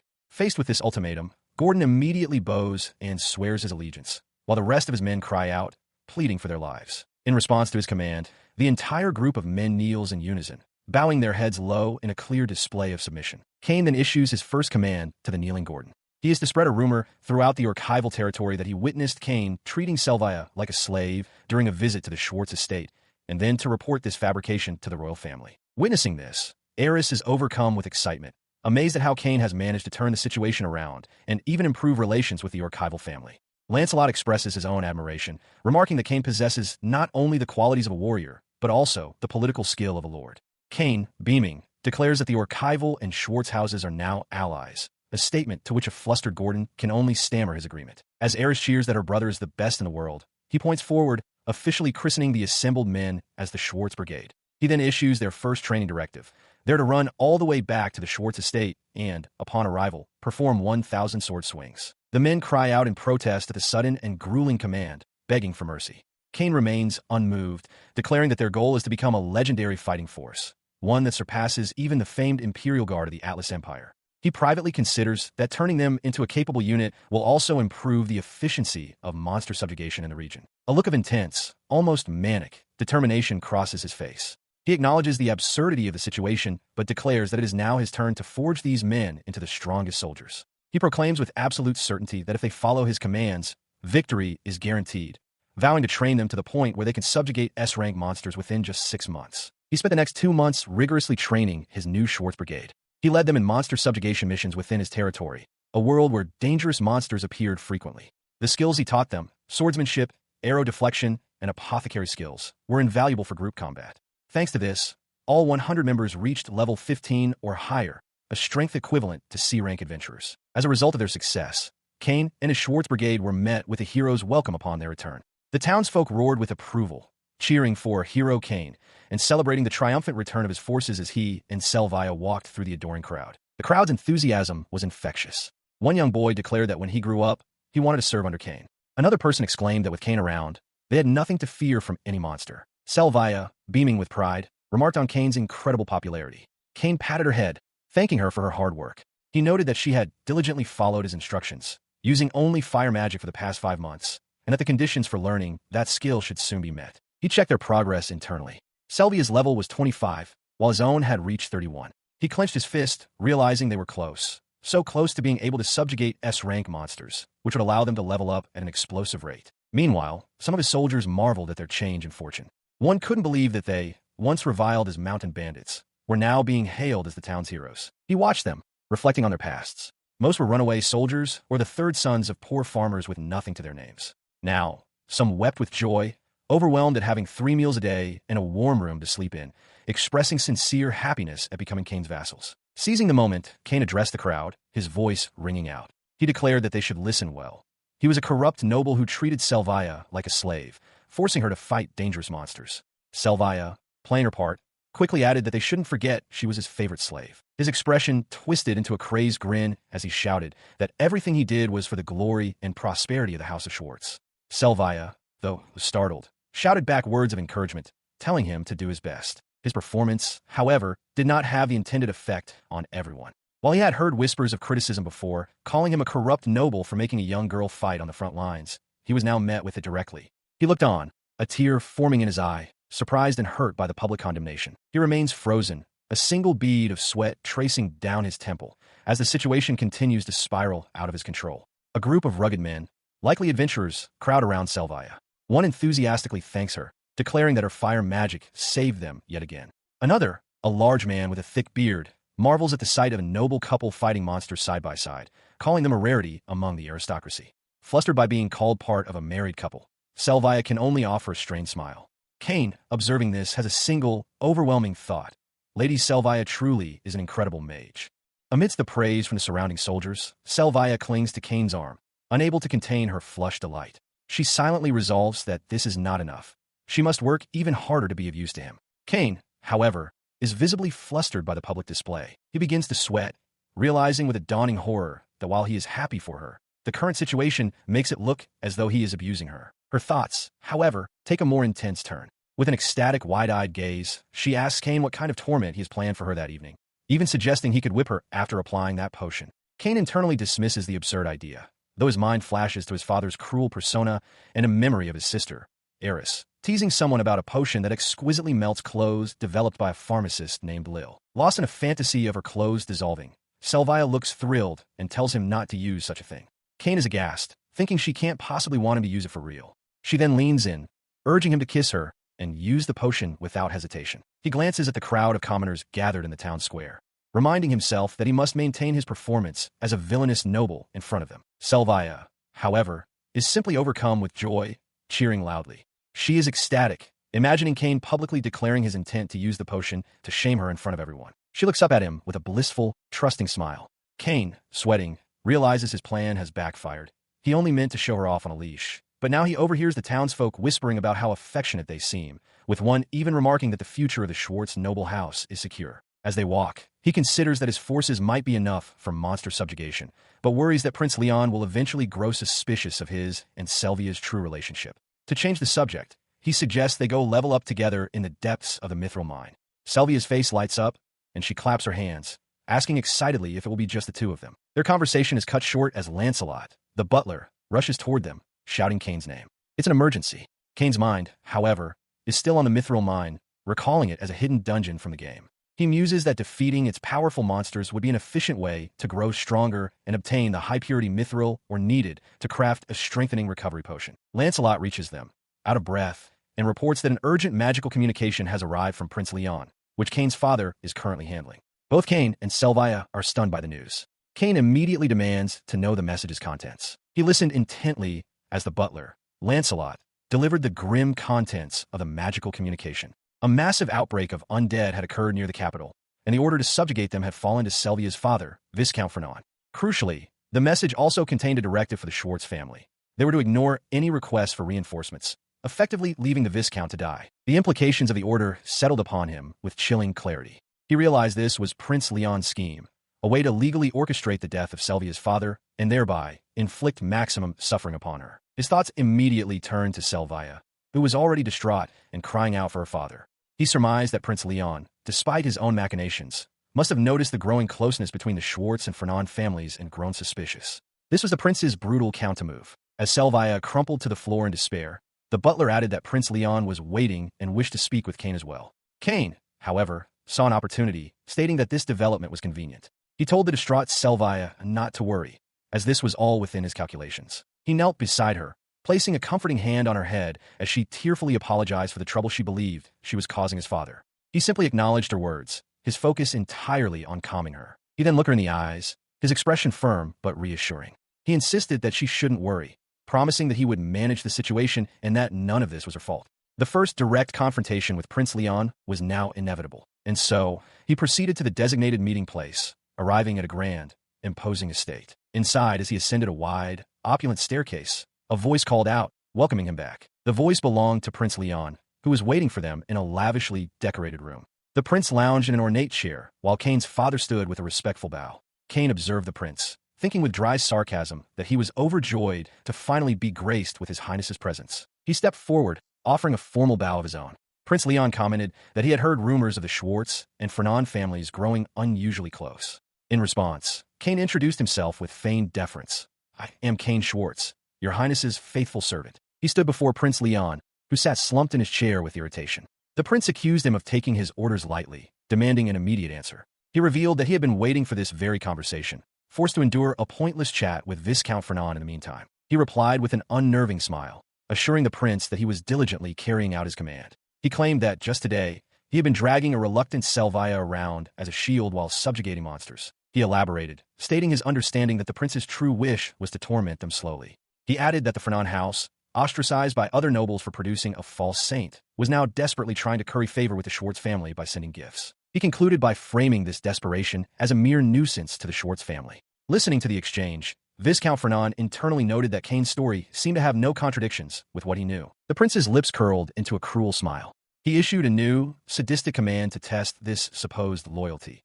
Cain was to strike Selvia's face, right there in front of him, and was forbidden from stopping until the prince himself gave the order. Cain stood silently, his back to his father. The elder Schwartz questioned his son's intentions, finding it hard to believe that Cain, a supposedly intelligent young man, would inflict despair upon the girl he fancies simply to follow his father's will. The question brought back the memory of his recent audience with Prince Leon. The prince had found the situation amusing, musing that while he could easily torture and kill the girl himself, it would be boring. To truly satisfy his own anger, he needed to make her taste absolute despair. He had already heard of Cain's compliance through a steward. Leon then issued a formal command. Viscount Fernand was to handle the undead subjugation. This, he declared, was not a mission, but a punishment for Selvia's father, to make him atone for the shame of the false saintess. Leon strictly forbade Cain from offering any assistance. Cain acknowledged the order. The prince continued, explaining that the recent surge in vicious monsters was a consequence of this new loop in the world, an effect felt even near the capital. He saw it as the perfect pretext for his punitive measures. He bowed, formally accepting the command. Cain then requested permission to ask a question. Was he truly expected to stand by while foul undead rampaged so close to the prince and the royal capital? As he spoke, Cain's thoughts turned to the true nature of the threat. The undead were so dangerous because their victims would also rise, causing their numbers to grow exponentially. Entire nations had fallen to such plagues. To risk such a catastrophe for personal resentment was the height of foolishness. Prince Leon, however, dismissed the concern entirely. He declared that as long as the capital's walls stood, there was no problem. The undead were only targeting the towns and villages of commoners, and he considered the deaths of a few thousand peasants swarming like insects to be of no consequence. Cain's eyes narrowed. He concluded the prince was an utter fool. Hearing this callous dismissal, Cain's hand clenched into a tight fist. He had understood the game scenario, but the vileness of the real man was far worse than he had imagined. While defeating Prince Leon was Hero Abel's role, Cain resolved that he himself would be the one to crush him soon. Back in the present, his father sought a final confirmation. He declared that regarding this matter, the House of Schwartz would promise not to interfere in any way. He looked to Cain for his word. Cain bowed low before his father and a mysterious, dark sphere that seemed to watch them. His father expressed relief at hearing Cain's verbal assent. In turn, Cain declared himself a faithful servant of Prince Leon, his words a mask for his true intentions. He bows before Prince Leon, who smirks with satisfaction. The prince promises that if Cain allows Selvia to fall into despair and die as planned, he will be rewarded with the position of the prince's right-hand man. Cain lets out a quiet, tense breath. As he walks away through the grand hall, he realizes he was completely deceived. He thinks to himself that the prince is gravely mistaken if he believes this will stop him from acting, and calls out for Lancelot. His butler, Lancelot, and his father appear before him. Cain immediately orders them to summon Gordon of the archival family. His father looks at him with concern, questioning if he truly intends to use the archival house. Cain reassures his father not to worry, stating that his preparations are flawless. He reaffirms his plan to his father, promising to resolve the situation without bringing any harm to the Schwartz family. Internally, he knows he must act quickly. To save Selvia's father without the royal family finding out, he needs to defeat the undead army. He considers the unnatural appearance of such a large horde near the capital, suspecting a necromancer might be involved. With his objective clear, he understands that this is a convenient opportunity. The pieces are falling into place for a boss-hunting marathon that will allow him to level up at an incredible speed. Moments later, Gordon, the next head of the archival house, arrives on a white steed, announcing his presence. Nearby, Cain observes soldiers busily preparing sets of armor, prompting a shocked Gordon to ask what is happening. He turns to Gordon and explains plainly that they are disguising his own Schwartz forces as soldiers of the archival house. The soldiers cheer, eager to repay their debt to their young hero, Cain. Gordon can only stare in disbelief, utterly confused. From outside a window, his sister Eris listens in on the plan, panicking. She cries out in alarm, realizing that if they do this, the archival house will be seen as defying Prince Leon, which could lead to their ruin. He calmly reassures his frantic sister that everything will be fine. He has already established a public justification. Gordon Archival has stepped forward to fight the monsters threatening the kingdom. With this noble cause, the prince cannot outright destroy their house. He acknowledges that Prince Leon will surely send assassins after Gordon, but seems prepared for that eventuality, much to Eris's horror. He attempts to reassure his sister, Eris, telling her not to worry and that he will protect her by assigning some of his own soldiers as guards. However, Eris, crumpled on the floor in distress, screams that she cannot feel safe at all. Internally, Cain muses that this situation might even cause Eris to see Gordon in a new light, though he knows that's impossible. To Eris's mounting horror, he reveals the next step of his plan. He and Selvia will disguise themselves and join Gordon's retinue. They will formally be under Gordon's command as they march to reinforce Viscount Fernand's troops. Gordon, meanwhile, is completely absorbed in his own fantasy. He strikes a pose, thinking that while absolute obedience is one thing, he needs to be properly motivated. The idea of being seen as a hero is appealing, and he imagines that Eris might finally look at him differently. Observing this, Cain feels a sense of relief that Gordon is so wonderfully simple-minded. As Gordon basks in his delusion, Cain cuts in, stating with certainty that even if the heavens and earth were to flip, his sister Eris would never develop feelings for him. Nearby, Selvia remarks that Cain's strategy seems flawless. Gordon's smug expression begins to falter. His confidence shatters. Gordon sputters in protest, pointing out that the Schwartz forces consist of a mere 100 soldiers. Gordon's panic intensifies as he lays out the grim reality. The undead army near the capital has swelled to nearly 10,000, while Viscount Fernand's forces number only 1,000. He reminds them that these are the same ruffians who were attacking commoners just moments ago. Overcome with terror, he wails that he doesn't want to die, pleading with Cain and Selvia for help. As Gordon panics, Cain calmly states that he has it covered. At that exact moment, Lancelot enters with a flourish, announcing that 100 mithril swords have been prepared for Master Cain. Gordon stares in disbelief as servants wheel in a cart laden with the gleaming weapons. Cain explains that this is the Schwartz family's trump card. By equipping all their soldiers with powerful mithril swords, they can overcome their numerical disadvantage against most monsters. Before them, a stunning quantity of identical, masterfully crafted swords are laid out in neat rows, their polished surfaces gleaming. In the background, Selvia gasps, amazed that so many have already been completed. Lancelot, beaming with pride, addresses Gordon. He confirms that while only the swords are ready for Lady Selvia's inspection now, mithril armor and helms will soon be produced to fully equip Cain's new private army. He declares that he is looking forward to it. Gordon stares in disbelief at the scene of soldiers being issued the mithril swords. He realizes with a jolt of fear that a military unit equipped with such powerful weapons would be on par with the Atlas Empire's own Imperial Guard. The sheer number of mithril swords, a feat requiring immense capital, overwhelms him. His internal panic intensifies. He understands that not only will the entire force be outfitted in mithril, but to draw out the sword's full potential, every single soldier has already acquired the swordsmanship level 2 skill. Enraged, Gordon shouts Lancelot's name. The butler bows deeply before him, calmly assuring Lord Gordon that he personally forged the men, training them relentlessly for 2 months. Lancelot's face twists into a sinister grin. He remarks how wonderful it is to have slaves who will obey any command, revealing he pushed them to the very brink of death. As he speaks, Cain and Selvia look on, their expressions filled with horror at his methods and the sight of the exhausted soldiers. Just then, Cain's father steps into the room, holding an ornate sword. He calls out to Cain, noting that the preparations seem to be progressing well. Cain turns, startled by his father's presence. His eyes widen as he takes in the sight of the unique and beautifully crafted weapon his father is holding. His father offers him blade. He explains that it is a custom-made piece, forged specifically to protect Cain, and urges him to take it. Cain reaches out and accepts the sword. He holds the weapon, its polished steel reflecting his own wide-eyed, stunned expression. The weight and significance of the gift leave him utterly speechless. He thanks his father, his eyes wide with gratitude. His father, pleased, explains that this is no ordinary mithril sword. It has been enchanted with a blessing that increases its attack power by 100%, a plus 10 attack power enchantment. Cain is left speechless by the magnitude of this gift. His father continues, his tone grave, stating that the fate of not just their 2 houses, but the entire country, now rests on Cain's shoulders. This sword, he declares, is worthy of the one who bears such a burden. Lancelot, ever the professional, steps forward to offer his own assessment. He exclaims that it is a magnificent sword, a rare masterpiece, noting that the plus 10 attack power enchantment requires a vast amount of expensive materials, making such a weapon incredibly difficult to produce. Hearing this only deepens Cain's gratitude. He feels a profound appreciation for the trust and resources being placed in him. He examines his new weapon, a reliable partner for the trials ahead. He recognizes its power, something far beyond the systems he understood from his past life's games. As he familiarizes himself with the blade, his father grips his hand firmly. He tells Cain that he and Eris will be waiting for his return and commands him to come back alive, together with Selvia. The solemn moment is shattered by a sudden, frantic entrance. Eris, his older sister, bursts into the room, shouting his name with wild abandon, startling both Cain and Selvia. She leaps from a wheeled cart being pushed by servants, landing with an ungraceful thud before them. Before he can react, she is upon him, her face inches from his.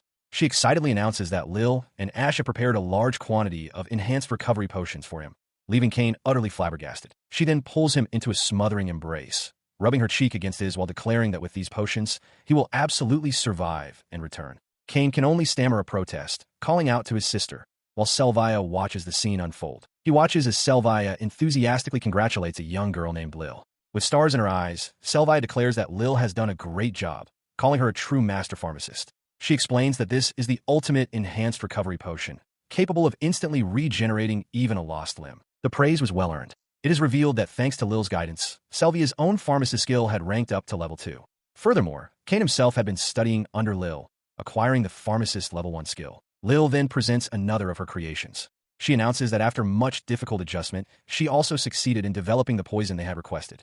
Cain looks on in surprise, asking if she really managed to create it, acknowledging it as a joint effort between her and his brother. His surprise is mirrored by Selvia's sudden concern. She leans in close, her voice trembling slightly as she asks if that is the improved version of that medicine. Her mind races in horror. No, not that medicine, she thinks frantically. She couldn't imagine him bringing such a perverted item, an improved version of the clothes-melting magic potion, on a trip to meet her fiancé's father. Putting the matter of the potions aside, Kane turns his attention to their departure. He issues a command. As soon as preparations are complete, they will set out for the outskirts of the royal capital. Lancelot bows his head in acknowledgement, stating he will accompany them. The journey ahead is a long one. From their current position in the borderlands, it will take at least 10 days by horse to reach the capital. Time is of the essence. They must reach their destination as quickly as possible and begin the undead subjugation, lest the enemy's numbers grow even larger. As they travel, their approach does not go unnoticed. A knight commander, standing watch over the landscape, turns with a start, his attention captured by something approaching in the distance. At a fortified gate, a troop of mounted soldiers is halted by 2 guards. The guard commander demands their identity, asking which army they belong to. The lead rider, clad in full armor, announces that they are soldiers from the house of Orkival. The helmeted soldier elaborates, stating that Count Orkival has publicly declared their mission to subjugate the undead plaguing the outskirts of the capital. Behind him, Gordon Orkival, the Count's son, appears visibly distressed and agitated by this sudden, forceful declaration. He glances back, pointedly addressing the flustered young noble as Gordon Sama, solidifying the chain of command in front of the guards. Gordon flinches, still looking panicked. The guard commander recognizes the crest on the soldier's armor as that of the Orkival family. Seizing the opportunity, Gordon puffs out his chest and loudly confirms his identity as Gordon Orkival, the Count's heir. However, the commander remains unconvinced, stating that he has not been informed of any such reinforcements. The helmeted soldier smoothly counters, painting a heroic picture. He claims that Gordon, filled with chivalry, could not bear to see the weak trampled by the undead and has come to aid Viscount Fernand of his own accord. His voice hardens as he delivers an ultimatum, declaring that to refuse them entry is tantamount to abandoning the country and its people. The soldier again turns to the sweating, panicked noble, seeking his confirmation by addressing him as Gordon Sama. Breaking under the pressure, Gordon shouts that it is exactly as the soldier said. He frantically demands the guards open the gate immediately and let them pass. Startled by his outburst, the guards quickly apologize for their impertinence. As the heavy portcullis groans upwards, Kane watches from a hidden spot, a faint, knowing smile on his face. It was just as he had expected. The Orkival soldiers ride through the gate. Unbeknownst to these rank-and-file men, Prince Leon had secretly ordered the nobility to abandon Viscount Fernand to his fate, a crucial piece of information that had not trickled down to them. He watches as the gate guards, impressed, praise Gordon Orkival's noble spirit in contrast to Prince Leon's inaction. Gordon, flustered, deflects the compliment, declaring that Kane Schwartz is the one who truly deserves praise. From his hiding spot, Kane recoils in anguish, begging them not to spread such rumors about him. As Gordon continues to panic, the helmeted soldier riding past gets his attention with a sharp command. The soldier, now on horseback, apologizes to his subordinate for Gordon's behavior, reminding the knight that Gordon is under their command for now. They then issue a strict order. Their own name is not to be spoken again during this expedition, lest anyone think they are connected to Kane. The subordinate gives a fervent affirmation. Observing this exchange from a distance, Eris smiles, remarking with admiration on her brother, Kane's impressive rhetorical skills. Kane, however, is lost in thought. He silently considers that the rank-and-file soldiers must be deeply resentful about the order to abandon the territory to an extremely dangerous undead army. As the Orkival troops ride onward, Gordon internally reflects that the prince's profound lack of popularity has certainly made their current deception much easier. 2 days later, the expeditionary force rides swiftly through a dense forest, making their way toward the royal capital. The helmeted soldier notes that while this forest is typically a den of monsters, making it dangerous to traverse, their passage is secured by the presence of Selvia, the saint of the world tree. From his own hidden path, Kane observes and contemplates a significant discrepancy. In the game he knew, the road to the capital was littered with ruins and desolate villages. Yet here, the Albion Kingdom appears to be thriving. He wonders if some major event that he is unaware of occurred before the game's story began. Selvia, wrapped in a hooded cloak, confirms to the soldier that with her ability to converse with the wood spirits, she can guide them through the forest without encountering any monsters, as the spirits have already taught her the safe path. She explains that her father has established his camp just beyond the edge of the forest they are traversing. Hearing this, the helmeted soldier acknowledges her report and gives the order to rendezvous with Viscount Fernand's forces immediately. His sister, Eris, confirms, pointing the way forward. As they emerge from the trees, Eris cries out a warning to her brother Kane. His father's encampment is being overrun by a massive army of the undead. Gordon and another soldier shout in terror, realizing the enemy numbers around 6,000. He makes a swift, grim calculation. Viscount Fernand's army is only about 1,000 strong. Against an enemy force 60 times their size, a direct confrontation would be hopeless. Realizing they are cutting it dangerously close, he shouts for everyone to hurry. A thought flashes through his mind. He is surprised that Selvia can also use farsight magic. Suddenly, a horrifying figure blocks their path, a headless knight in dark, ornate armor, mounted on a spectral steed. Selvia lets out a gasp of pure shock. Panic erupts as a soldier identifies the creature as a Dullahan, an S-rank monster, screaming that it's impossible to fight and wanting to flee. The helmeted soldier roars back, silencing the fear and declaring that he will be the one to defeat the monster. He then bellows an order to the entire Schwartz Corps. Full charge. He commands them to show their strength and form the Arrowhead assault formation. With a unified battle cry, the soldiers surge forward. Leading the vanguard, he steels himself. An S-rank monster is a formidable threat. He acknowledges internally, but not an opponent he is incapable of defeating now. With this resolve, his voice rings out over the thunder of hooves as he commands his followers, "Follow me." On a chaotic battlefield, a lone knight in full-plate armor is engulfed by a seemingly endless tide of skeletal warriors, their swords and shields forming a clattering sea of death. The true horror of the undead lies in their overwhelming numbers. Those slain by them are fated to rise again, swelling their ranks until all opposition is crushed. From atop his steed, the knight surveys the impossible odds. Through the slit of his helmet, the knight's eyes wide with grim focus, taking in the sheer scale of the undead legion before him. His unwavering focus is broken by a cry of despair. Lil watches in horror as her companion, Ash, slumps to his knees, wounded and exhausted, while the headless knight continues its relentless assault in the distance. The imposing figure on its dark steed thunders past the fallen adventurer, paying him no mind as it carves a path through the battlefield. Ash can only grit his teeth, his face a mask of pain and frustration as he watches the unstoppable force move on. Meanwhile, from another vantage point, Kane makes a grim assessment. He identifies the enemy as a Dullahan, a headless knight. It is a top-tier undead, an S-rank monster with an estimated level of 50, far stronger than himself. He knows what he must do. He retrieves a small vial, a special poison developed by Lil the pharmacist, designed to precisely have his HP. He drinks it without hesitation, and a powerful energy surges through his body with a pained grunt. With his health critically low, his eyes blaze with determination. He activates a skill, Giant Killing. The ability states that when fighting a higher-level enemy with HP at half or less, his attack power and agility increase by 100%. Now empowered, he spurs his own horse into a desperate charge, racing across the field of skeletons. He roars into the chaos, praying he can make it in time to face the Dullahan. He charges forward, his eyes fixed on the headless knight looming over the fallen children.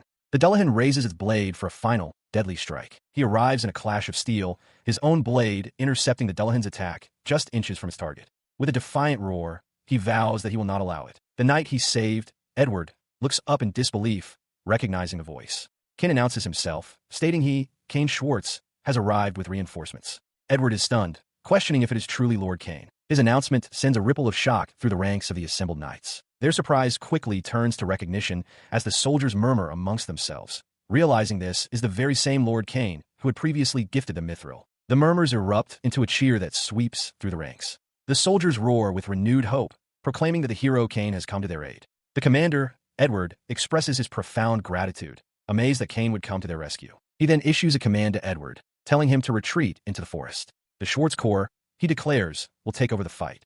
Internally, Kane notes that his mithril sword and armor were just enough to withstand the Dullahan's assault. The commander is taken aback by the strange order, questioning the instruction to retreat into the forest. He ignores the question, instead seizing the moment to make a powerful public declaration. Pointing toward the enemy, he shouts for all to hear that Selvia is the true saint of the World Tree. His gaze, seen through the slit of his helmet, is unwavering and filled with absolute conviction. He had bought them a moment's reprieve, but the battle raged on. The Dullahan's dark, ornate sword hummed with malevolent energy as it pressed its attack, the sheer force of it vibrating through the air. The crushing weight of the blade forces Sir Edward to his knees. He grits his teeth, realizing with dread that the monster's power surpasses even that of the renowned Lancelot. Amidst the struggle, Kane's earlier declaration echoes in his mind, leaving him to question what he just heard. As Edward falters, a sharp command cuts through the din of battle. The mysterious, fully armored knight shouts for them to retreat into the forest, explaining that once there, they can use Selvia's ability to control plants to protect themselves. As the horde of skeletal warriors closes in, Selvia stands her ground, her hand outstretched as a complex, glowing magical circle materializes before her. Her face a mask of desperate resolve, she shouts the incantation, her voice ringing with power.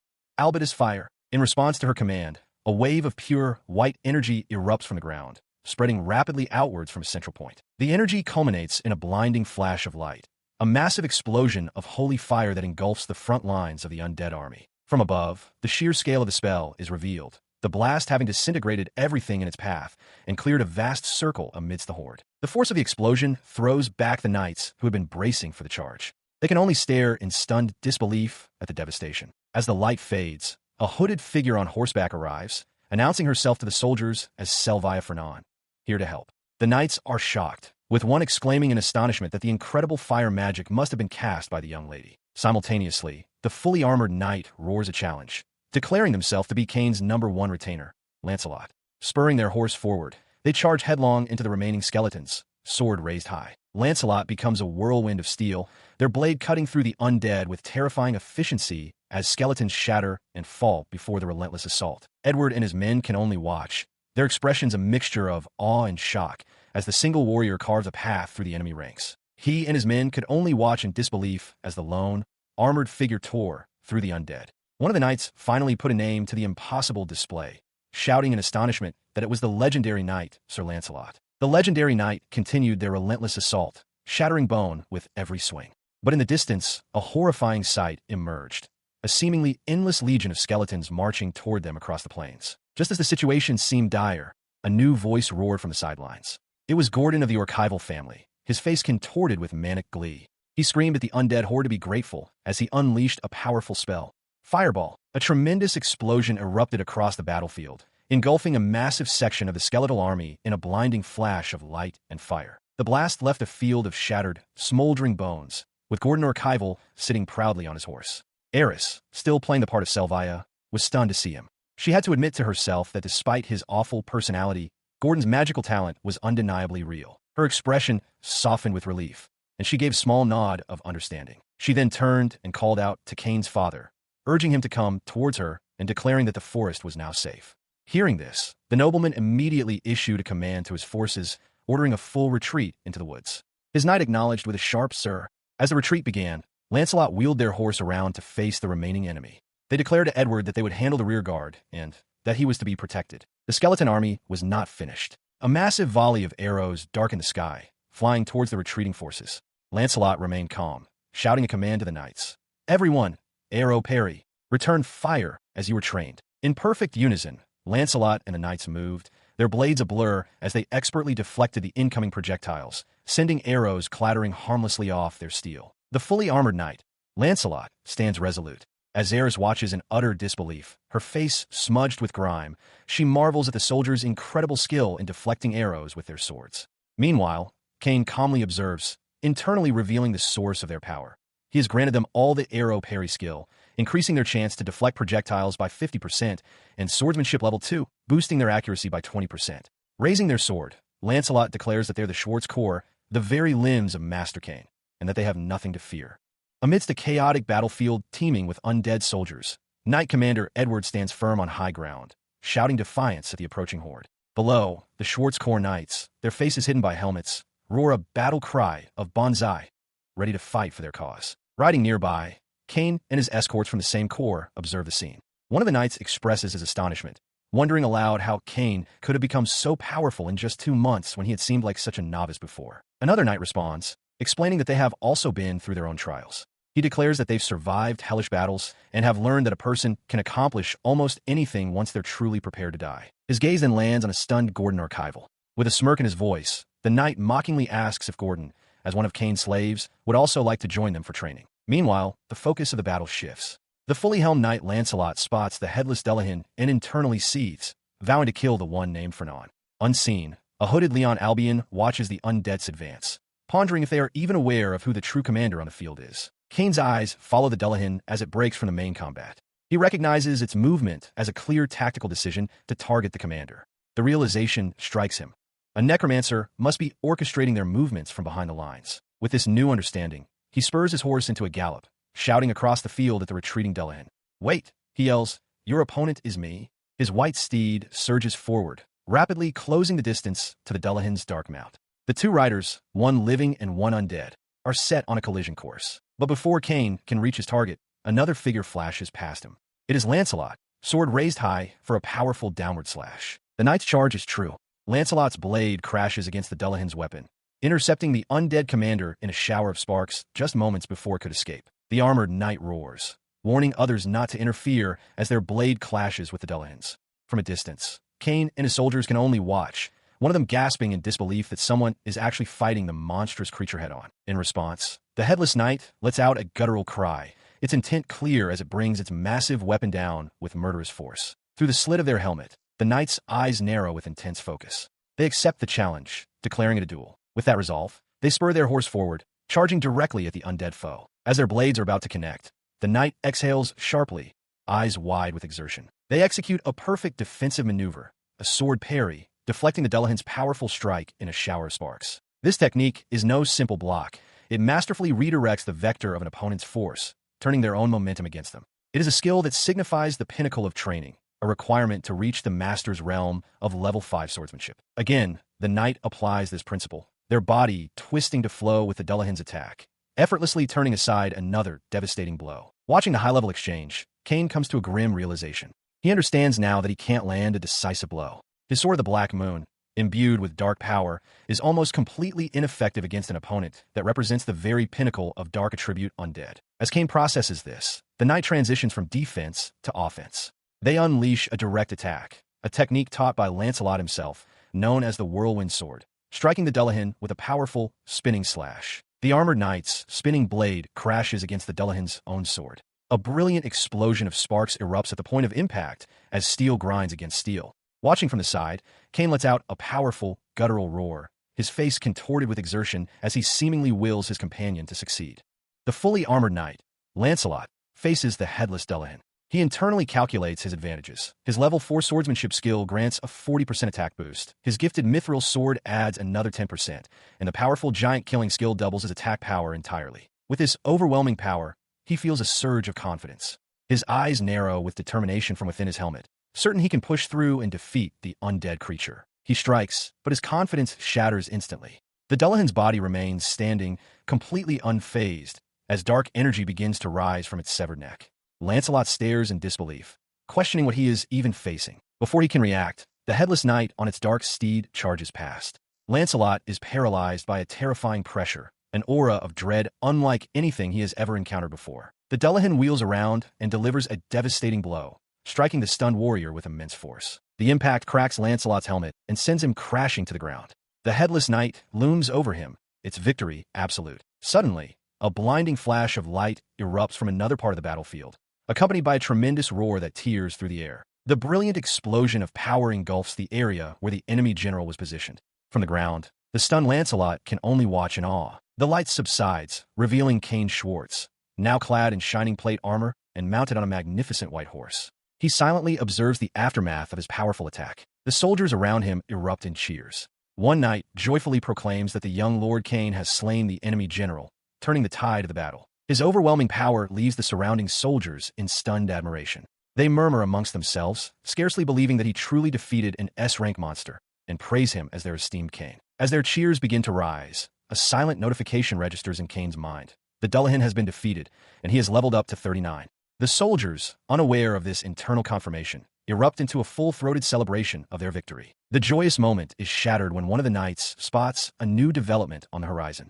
He calls out in alarm to his comrade, pointing towards a distant, approaching line. From his position, Kane sees the full scale of the new threat, a second army composed of over 10,000 skeletons. He instantly grasps the enemy's grim strategy. They had a reserve force ready, prepared to exploit the tireless nature of the undead to wear down the living soldiers. His eyes narrow with a flicker of grim respect for his opponent's cunning. He thinks to himself that the enemy certainly plays dirty. Despite the gravity of the situation, he feels an unexpected surge of excitement. He realizes with some chagrin that his gamer's spirit has been inadvertently provoked by the challenge. Elsewhere on the battlefield, the enemy commander, Gordon, stares in utter disbelief. Surrounded by his panicked soldiers, he screams in frustration, realizing that victory is now completely out of reach. Shifting from rage to command, he declares that their objective has been met. He wheels his horse around and bellows the order for a full retreat into the forest, an order his knights immediately acknowledge. As they begin to pull back, he glances over his shoulder at the relentless tide of skeletons. He calculates that more than 5,000 still advance, their clear intent to encircle them and cut off any path of retreat. Taking charge, Gordon announces that his unit will form the rear guard to cover the Fernan forces' withdrawal. He then commands Selvia and the armored knight Lancelot to ride ahead, establish a base in the forest, and prepare for their arrival. From a safe distance, Selvia watches with a face full of worry, clenching her fists as she shouts words of encouragement, wishing her brother Kane good luck in the battle. As the skeletons swarm, Gordon resolves to be the decoy. He roars that if the enemy is targeting the commander, he will be their bait, his cry a mixture of defiance and pure terror at the prospect. His declaration immediately draws the horde's full attention. He is engulfed in a violent explosion of dark magic and shattered bone, screaming in disbelief at his terrible fate. Meanwhile, Selvia and the fully armored knight, Lancelot, gallop away from the main force. Selvia cries out in despair, wondering aloud how they will ever rejoin the main army now that they are separated. Lancelot glances back at the distant chaos, breathing heavily. The knight internally notes that they have already used up their enhanced recovery potions and hadn't fully considered this part of the plan. Riding beside the knight, Gordon launches into a panicked tirade. He wails that he was supposed to be comforted by a cute, busted maid, not forced to camp in a monster-infested forest. Lancelot dryly retorts that Count Orcival wouldn't bring a maid to a battlefield. As they flee, the knight's attention is caught by the forest floor ahead, which is blanketed in a dense carpet of small, white flowers. Through the helmet's visor, the knight's eyes widen in recognition. It is Baby's breath. Their horses continue onward, kicking up the faintly glowing flora. Gordon looks back in astonishment at the shimmering trail of light their horses leave in their wake. He turns to the knight, utterly bewildered, and asks what is happening to Kane-sama. In response, the knight reaches up and lifts the helmet, revealing not a stranger, but the determined face of Kane, who offers a slight, knowing smile.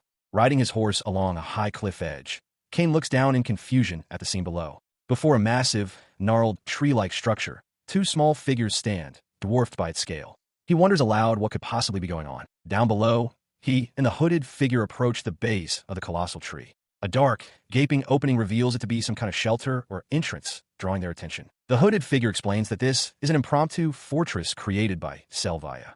They reveal the shocking truth. Selvia is the real saint of the World Tree. The figure stresses that this information must be kept an absolute secret.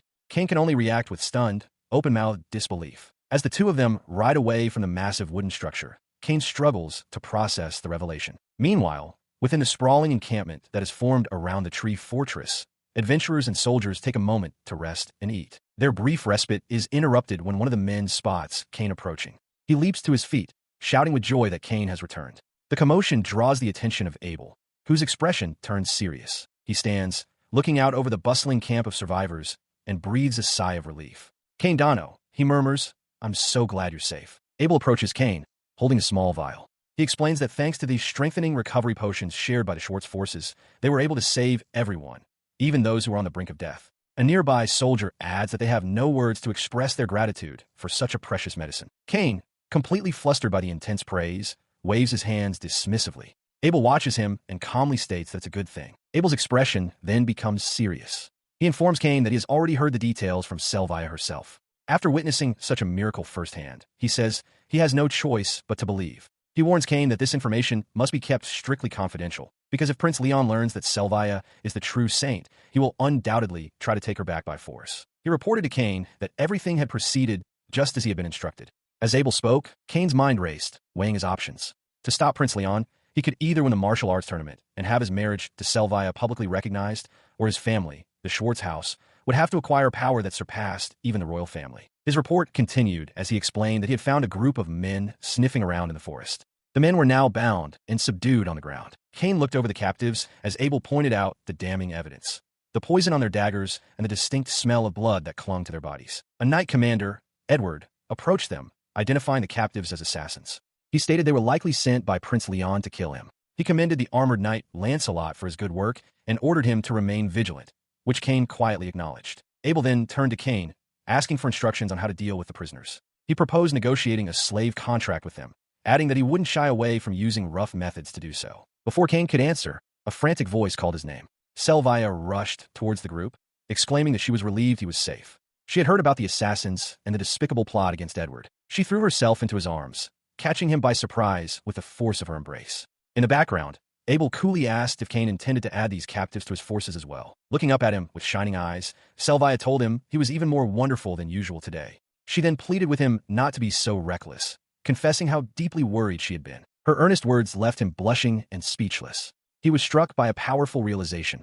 Her presence had a profoundly soothing effect on him. He recalled that it had always been this way. Even in his past life, just seeing Selvia's face after returning from work was enough to heal his spirit.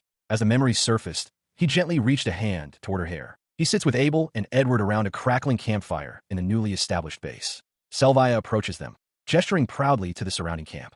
She explains that she did her best to set up the base, as he had asked, and inquires if it meets his approval. Looking at her, Kane praises her efforts, remarking that it's excellent and that he can finally sleep soundly. As he speaks, Selvia's father approaches, gently patting his daughter's head. He observes aloud that despite being engaged to Kane once more, Selvia still refers to him as brother, attributing it to a long-standing habit she can't seem to break. Her father continues, telling Selvia she is truly fortunate to have a man like Kane for a husband. He then announces that a tent has been prepared for the two of them to rest and recover their strength. With a knowing look, he instructs Selvia to use her body to fully heal Kane that evening. Internally, Kane blushes, thinking that being in a loving relationship with his favorite heroine is like a dream. In response to her father's command, Selvia's face lights up with a brilliant, determined smile. She declares that although it's her first time, she will do her absolute best to serve him tonight. Her words send a jolt of panic through Kane. He stammers, asking what exactly she intends to serve. Selvia, looking earnest, replies that there is only one thing for a woman to do for a man after a battle.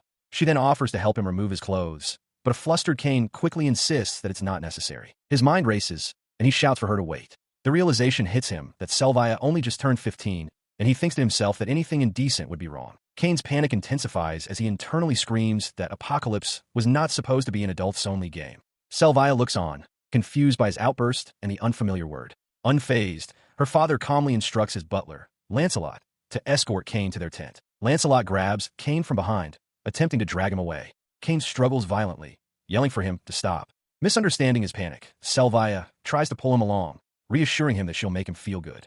Kane shouts back that this is a matter of life and death for him. Inside the prepared tent, 2 bedrolls lie waiting on the ground.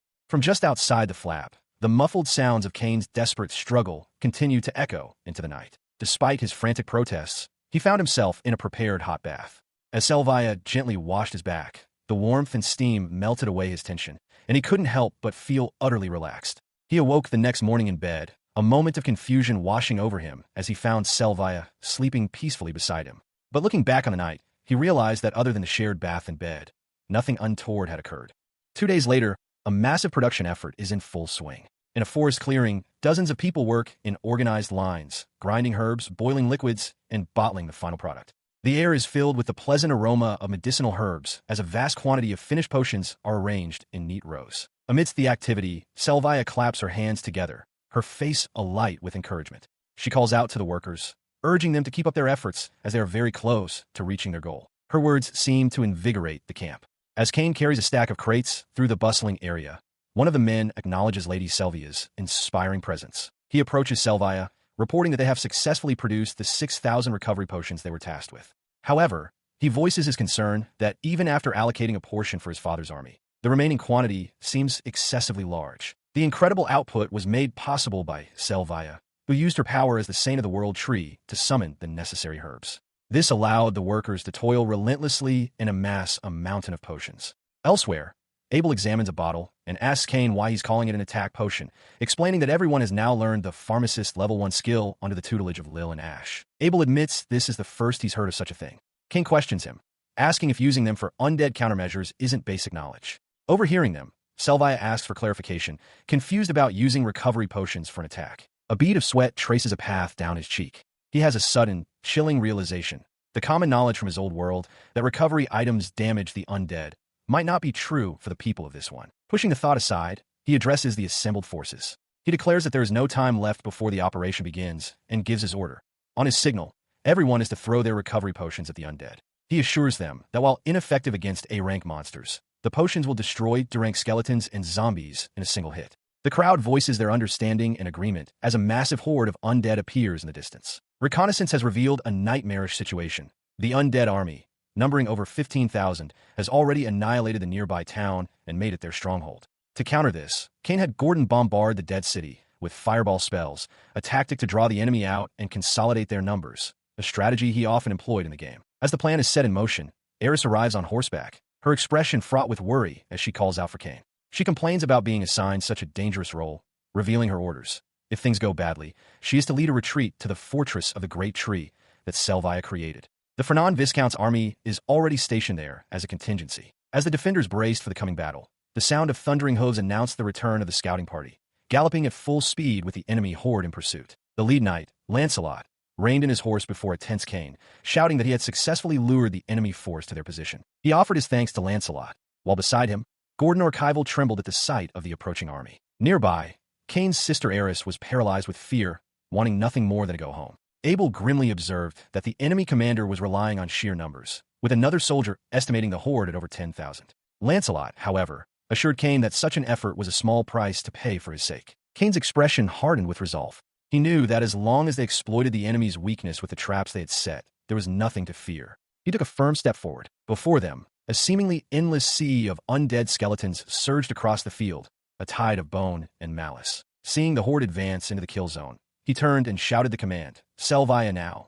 With her hands outstretched, she began to cast a spell. She unleashed her magic, Rubitus wire. Glowing tendrils of fire shot out, snaking across the ground towards the undead. The magical fire instantly ignited the vast carpet of oil-soaked dead leaves that had been spread across the ground beforehand, causing a massive, explosive chain reaction. The resulting inferno engulfed the front ranks of the undead army, shattering skeletons and consuming them in a wave of destructive force. His trap unleashed a torrent of flame, consuming the front lines of the undead horde in a chaotic inferno. The air filled with the sound of crackling fire and the unholy shrieks of the burning skeletons as they were reduced to ash and bone. The explosion rocked the battlefield. From his vantage point, Kane watched the devastation, his expression calm and analytical. He observed that it was a grand funeral pyre, a grim confirmation that the undead were, as expected, weak to fire. However, a flicker of movement from the edge of the blaze caught his attention. His moment of analysis was shattered. To his astonishment, a contingent of undead, scorched but still moving, broke through the sea of fire. Without hesitation, his focus sharpened, and he barked a new order to his stunned companions. "All right," he yelled, pointing toward the survivors, "throw the recovery potions at them." Selvia let out a gasp of disbelief. With the undead horde swarming below, Kane devises a desperate strategy. He shouts to his companions, ordering them to throw their healing potions at the creatures. The vials shatter against the undead, and instead of mending flesh, the holy liquid acts as a potent acid, causing the creatures to hiss and melt away. In the midst of the chaos, both Kane and Selvia are wreathed in a faint, powerful aura. Observing from a safe distance, Abel and his fellow adventurers watch in astonishment. One of them exclaims that the creatures' bodies are crumbling away. Abel roars in triumph, declaring that this will be an easy victory. As he celebrates, Selvia unleashes a powerful spell, Albitus Fire, a torrent of white flames that engulfs the undead. Kane explains the principle behind their success. For the undead, healing magic is poison, inflicting massive damage. The combined assault proves devastating, as the horde of shambling corpses is systematically annihilated, dissolving under the barrage of holy water and magical flame. Suddenly, as the last of the flames flicker, a brilliant light erupts from Selvia, her eyes widening in shock at the unexpected surge of power. Kane immediately recognizes the phenomenon, realizing she must have acquired the fire user skill. Selvia, however, is overwhelmed by the sensation, calling out to him that her body feels incredibly hot. Her discomfort is lost on him in his excitement. He throws his fist in the air, shouting in celebration of her success. Nearby, Abel confirms Kane's theory, congratulating Selvia. He explains that Fire User is a rare, hidden skill acquired only through the repeated use of fire magic, and that it grants a massive 30% boost to fire attack damage. Overwhelmed by the heat, the battle, and the sudden acquisition of a powerful new skill, Selvia can only manage a faint, flushed yes.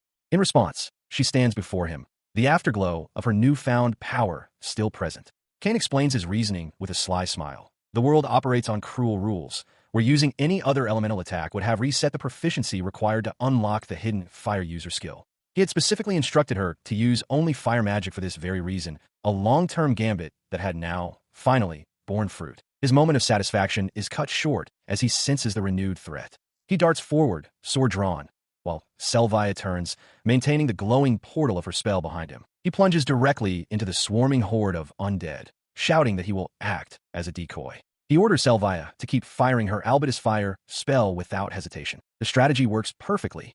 The undead creatures bypass the other fighters and converge on Kane, recognizing him as the leader. From a distance, Selvia watches with a determined expression, promising to provide cover for her brother. With the horde's attention fixed on Kane, a powerful vortex of energy, the Albitus spell, tears through their ranks, obliterating dozens in a single, sweeping motion. Selvia follows up with another cry of fire, as Kane continues his assault on the front line, cutting down any undead that survive the magical onslaught. From his position on horseback, the armored knight, Lancelot, stares in awe at the devastation. He shouts in disbelief, realizing the powerful attack came from Lady Selvia and exclaiming that she has saved them all. While the knight celebrates their salvation, the chaotic battle rages on. Elsewhere on the field, Gordon Archival is caught directly in a massive fiery explosion, letting out a piercing scream of agony. Surveying the now decimated field, Kane breathes a sigh of relief. He had been wary of a potential S-rank monster, but it seems that for now, such a threat is absent. His relief is echoed by the cheers of the other adventurers.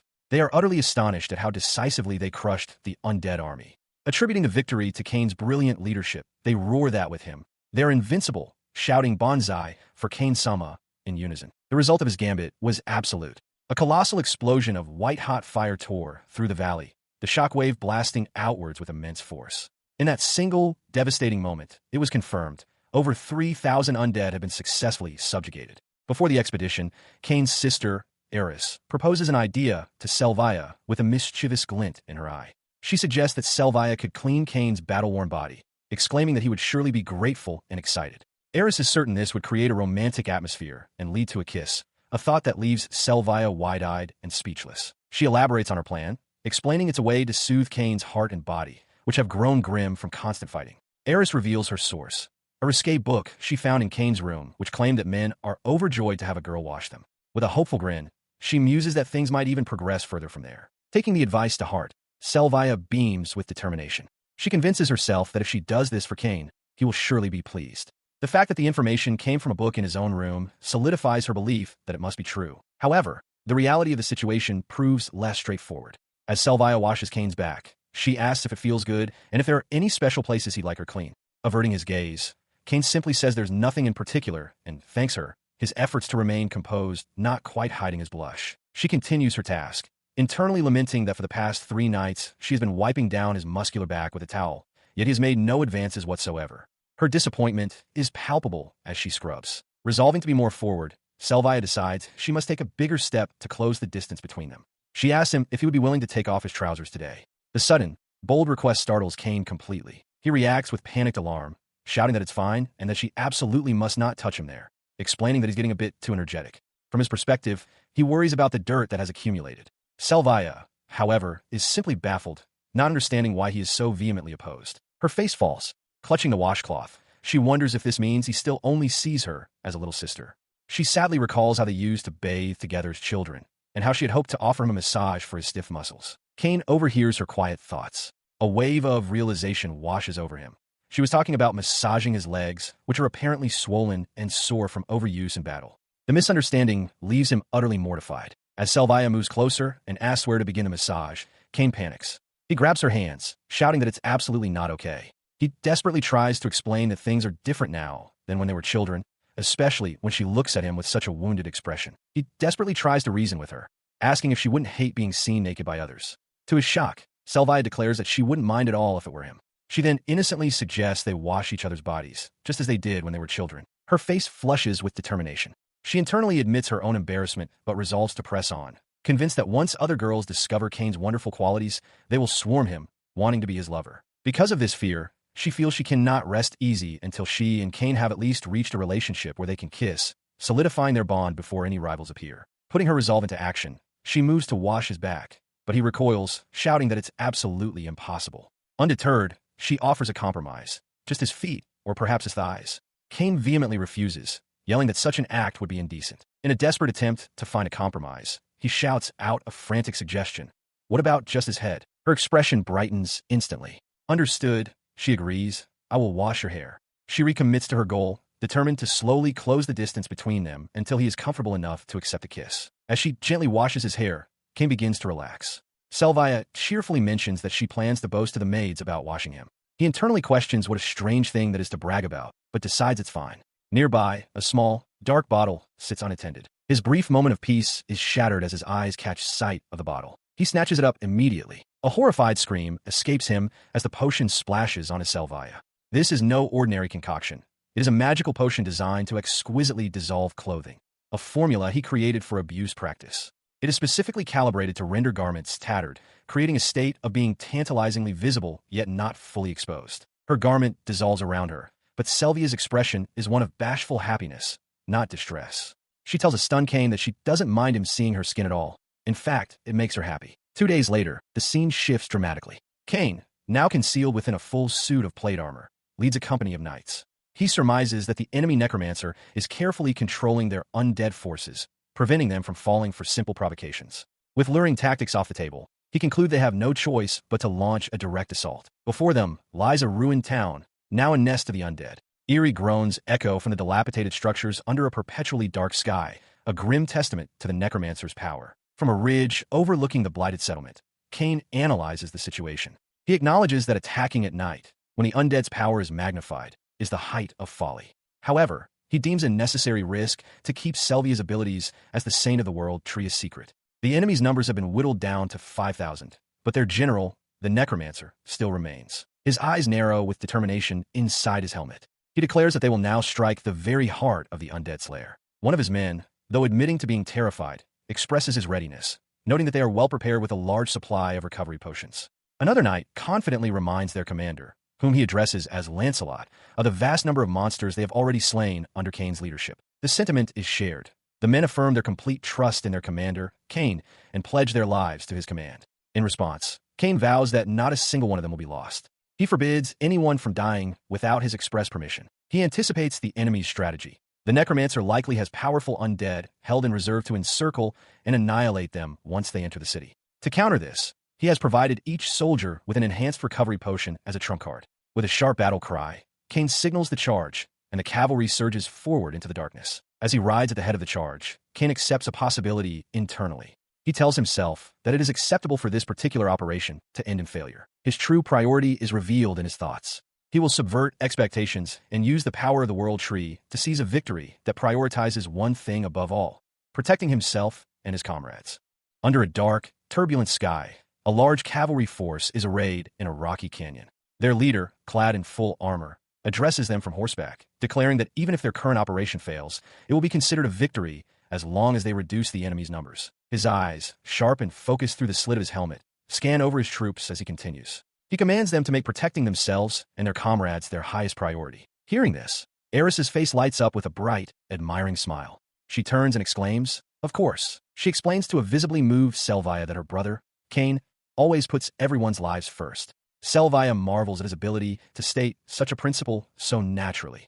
Cain, however, keeps a pragmatic thought to himself. It would be a terrible waste to let soldiers he has painstakingly raised to level 20 die. His words stir the assembled soldiers. They reflect on the old, game-like mentality where it was crucial to carefully nurture soldiers and not let them die, contrasting it with Cain's philosophy of retreating to level up rather than dying needlessly to complete a single quest. This compassionate declaration fills the troops with overwhelming gratitude. They erupt in a unified cheer, shouting "Bonsai" for Lord Cain, and proclaiming their happiness to serve under such a benevolent leader. Observing their soaring morale, Cain internally decides against saying anything more. He recognizes it would be a waste to pour water on their enthusiasm now that it's at its peak. He seizes the moment, raising his arm and roaring the order for a full-scale charge.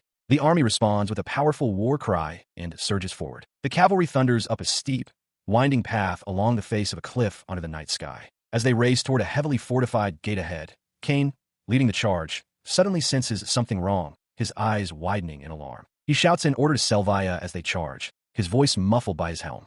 From the fortress walls, a line of skeleton archers takes aim. Riding beside him, Selvia immediately affirms her brother's command. In response, a colossal mass of thorny vines erupts from the earth, surging forward to engulf the space before the enemy gate. The growth forms a dense, impenetrable thicket, a formidable barrier of tangled branches and sharp thorns. A volley of arrows flies from the walls, but the projectiles are caught harmlessly within the web of vines, failing to reach the charging cavalry. With a look of fierce resolve, Selvia declares her intent to succeed for her brother Cain, her father, and everyone in the Fernan fiefdom. A nearby soldier, witnessing her power, exclaims in awe, questioning if this is the true extent of Lady Selvia's might. Meanwhile, observing the battle from afar, Gordon Archival panics. He shouts that he doesn't possess a monstrous skill like arrow deflection and worries aloud about what will happen if he gets injured. Below him, a magical sigil glows, the source of his remote viewing. As he complains, the ground around Cain's charging forces erupts in a series of violent, fiery explosions. The blasts tear through the cavalry ranks, sending soldiers and their mounts tumbling across the scorched earth. Alerted by the sudden devastation, the armored commander whips his head around to face the source of the attack. He finds Gordon, who offers a smug compliment, identifying him as the magic specialist for the Schwartz Corps. Cain's eyes narrow as he coldly retorts that he has no memory of ever joining such a group. He watches Gordon, who seems lost in thought. Gordon muses to himself that Cain is a true genius, able to precisely strike any designated target with his magic.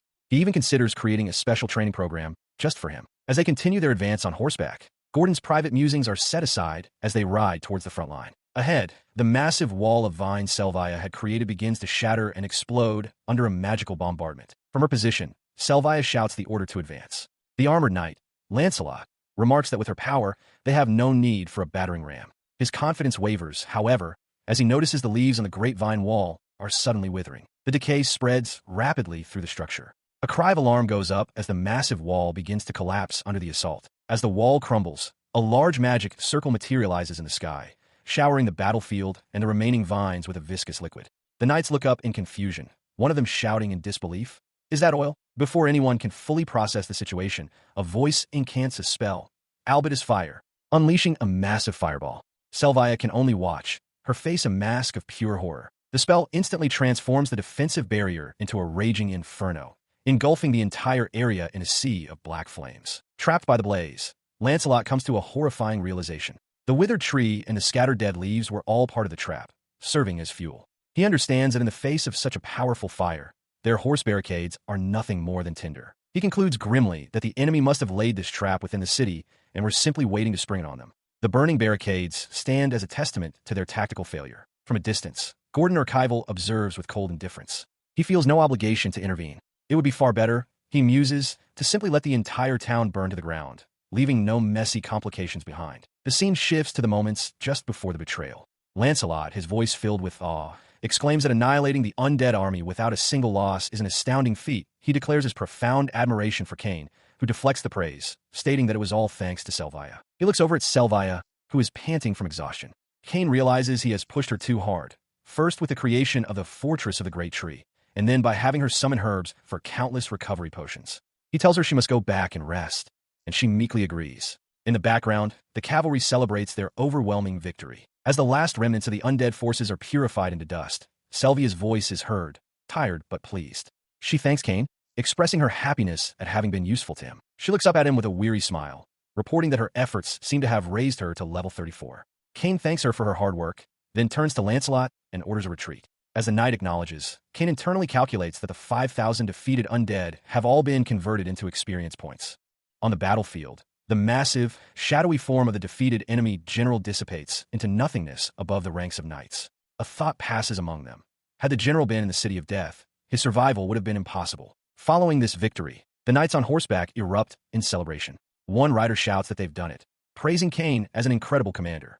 He looks upon the dissipating monster and declares it their great victory, proclaiming they will celebrate until morning. But the celebration is cut short. The fully armored knight, Lancelot, is suddenly and violently thrown from his saddle. He cries out in shock as he tumbles towards the ground, his horse stumbling beneath him. In an instant, chaos spreads through the ranks. Across the field, numerous knights are unseated as their mounts panic and fall, creating a wave of confusion and disarray. From the ground, Lancelot looks up in horror. He sees Selvia's horse rearing wildly, and he screams her name as she lets out a terrified cry. His warning comes too late. The panicked steed throws Selvia from its back, sending her flying through the air as Lancelot watches helplessly from the mud. She plummets towards the churning, dark ground below, her body tumbling uncontrollably. Just before she hits the ground, Cain appears, catching her securely in his arms.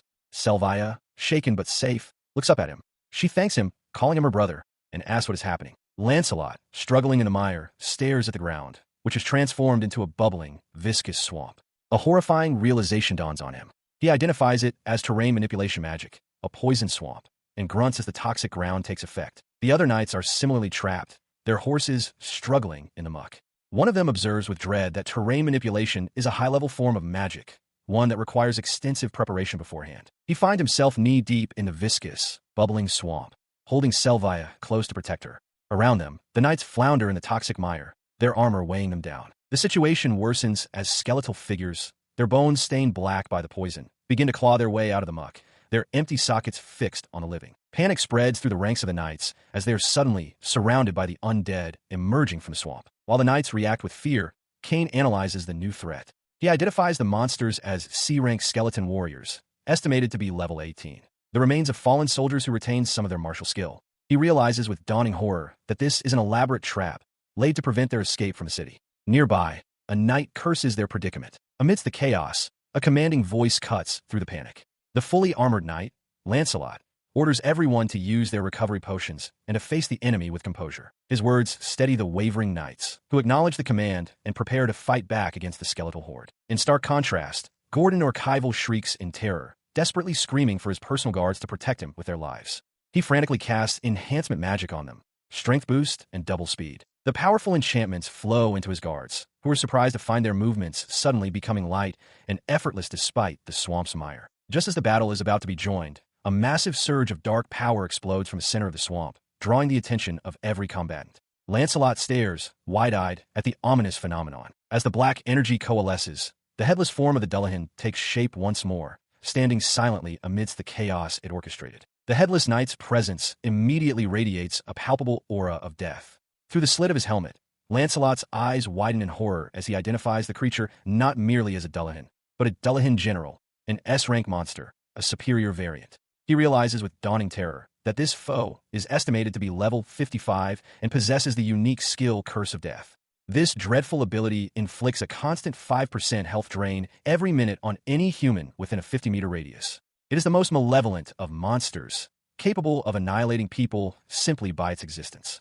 Before the terrified soldiers, the enemy commander stands revealed, a Dullahan general. Its headless form radiates a palpable aura of dread. As the general's presence looms, the fully armored knight, Lancelot, holds Selvia protectively. She looks back at the monstrous figure and asks with a trembling voice if this is the enemy's trump card. He turns his helmeted gaze toward the enemy line, confirming her fears. He explains that the Dullahan general is actively draining the life force from the allied soldiers using its Curse of Death, causing Selvia to gasp in shock. The curse spreads through the ranks, a dual affliction of poison and death magic. While this curse is ineffective against anyone possessing the Undead Buster skill, it is ravaging the rest of the army. Amidst the chaos, a soldier desperately cries out for Cain. The Dullahan general unleashes a devastating attack. It has activated Deathbringer, a dark skill that sacrifices half its health to increase its sword attack power by 1000% for 5 minutes. A unique trait of the undead allows them to use such skills without paying the price. As the nature of the attack becomes clear, Cain's eyes widen in alarm, realizing the grave danger. Wreathed in a dark aura, the headless knight prepares to strike its target. He sees that Lancelot is immobilized, his feet mired in a poisoned swamp. With Selvia held in his left arm, the armored knight cannot move effectively to evade the incoming blow. With no other option, the armored knight activates a defensive sword skill, Sword Parry. He meets the Dullahan's blade head-on, creating a brilliant flash of light at the point of impact. The force of the blow is immense. He is driven back, struggling to hold his ground against the Dullahan's relentless assault as he realizes the incredible speed and weight behind each strike. The clash of steel reverberates as Lancelot's sword strains against the overwhelming power of the Dullahan's dark-infused blade. He knew with grim certainty that a single mistake would mean death for both himself and Selvia. The pressure was immense, each blow from the Dullahan a potential final strike. Just as his defense was about to crumble, a new voice called out an incantation, Albert is fire. A torrent of white energy erupted from the side, engulfing the Dullahan general. The sudden intervention caught Lancelot by surprise. As he looked on, Selvia cried out, Cain now. Simultaneously, he noticed something strange forming on the treacherous ground beneath him, solid lotus leaves made of ice. These magical constructs spread rapidly across the muck, creating a stable surface where there was none before. With solid footing secured, he realized he could finally perform the necessary steps for his sword techniques. While the Dullahan general is normally immune to dark attribute attacks, the Undead Buster skill possesses the unique ability to nullify this resistance. Lancelot began to channel his power, combining his Black Moon sword technique with Undead Buster. He let out a tremendous battle cry, focusing all his energy into the impending strike. His sword blazed with a dark, cross-shaped aura as he lunged forward, closing the distance to the headless knight. The two warriors met in a cataclysmic explosion of power, Lancelot's empowered blade crashing against the Dullahan general's defense. Eris watches the unfolding chaos, her face a mask of pure terror as she is swept along by the sheer speed of the events. Her fear is directed at the battlefield, where a line of knights in full-plate armor stands firm, bracing for impact against a formidable enemy. From within their ranks, the warrior Lancelot surges forward, their blade a silver arc cutting through the dark figures of skeletal soldiers. Their eyes, visible through the helmet's narrow slit, are sharp and focused, tracking the enemy's movements as a wisp of dark energy dissipates before them. That intense focus is directed at a monstrous foe, the Dullahan general, a headless knight whose very presence causes shadows to erupt violently. Lancelot clashes directly with a massive undead, their sword striking true against the dark armor and sending waves of destructive force outwards. The Dullahan is thrown back by the powerful strike. The nearby knights watch in stunned silence, one crying out in astonishment at the display of power. With the enemy defeated, Lancelot sweeps Eris into a protective embrace. The knights erupt in cheers, shouting that they've won. One notes that this means Cain and Lady Selvia have also succeeded. Meanwhile, in a different chamber, Selvia is surrounded by a sea of grasping shadow hands. She raises her own hands, which glow with holy light, resolving that she and Cain must first break through this encirclement. Her resolve manifests as a cleansing wave. In its wake, the knights stand victorious amidst the now inert remains of the shadow creatures, which litter the floor like fallen leaves. With the immediate area cleared of shadow creatures, the leader of the armored knights addresses Selvia. He declares that now they can fight without being mired in the poison bog, thanking her for her assistance. Following his lead, the knights press their advantage, swiftly cutting down the last of the monstrous figures that writhe on the ground. The armored warrior then turns his gaze to Selvia, his voice stern from behind his helmet as he tells her she has been far too reckless. Held gently in his arms, Selvia looks up at him, her face flushed with a mixture of exertion and surprise. She questions him, asking if he, of all people, is the one to say such a thing. His response is cut short as his head snaps to the side, his attention suddenly seized by a new disturbance in the distance. He peers into a vast, dusty canyon, where a massive, organized force is on the move. He internally questions what he is seeing. The warrior's eyes narrow behind his visor as he assesses the approaching threat. He glances at his waiting steed before refocusing on the ominous sight. The force reveals itself to be a terrifying cavalry charge, an entire legion of skeletal knights mounted on undead warhorses, advancing with silent, inexorable purpose. A flash of recognition and horror crosses the warrior's eye. He identifies the enemy, undead knights on skeletal horses, the Death Knight Corps. Panic erupts among the other knights. One explains that these are B-rank undead monsters, with an estimated level of 30 or higher, far stronger than their own soldiers. Another cries out in despair, realizing they've already used their last healing potion and are now facing a hidden enemy force of overwhelming power. The armored knight stood firm as the morale of his comrades crumbled before the undead horde. One soldier, his voice cracking with despair, lamented aloud that he wished he could have kissed Eris just once before dying. Hearing the man's hopeless words, he grit his teeth behind his helmet, the immense pressure of their situation weighing heavily upon him. At that same moment, a critical realization struck Cain. He remembered that the necromancer leading the Death Knight Corps was a boss character from the game's later stages. With a gasp, he identified her silhouette, Princess Angela Atlas. The shock caused the star emblem in his hand to slip from his grasp. Back on the battlefield, the armored knight made a desperate gamble.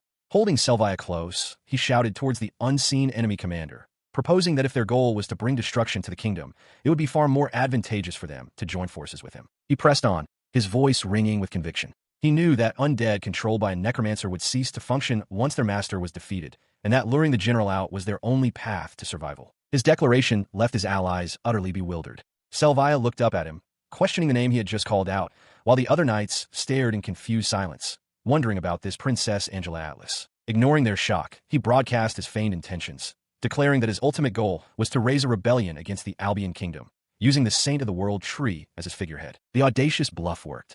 The entire Death Knight army halted its advance. From their ranks, Princess Angela Atlas emerged, her expression one of surprise and intrigue.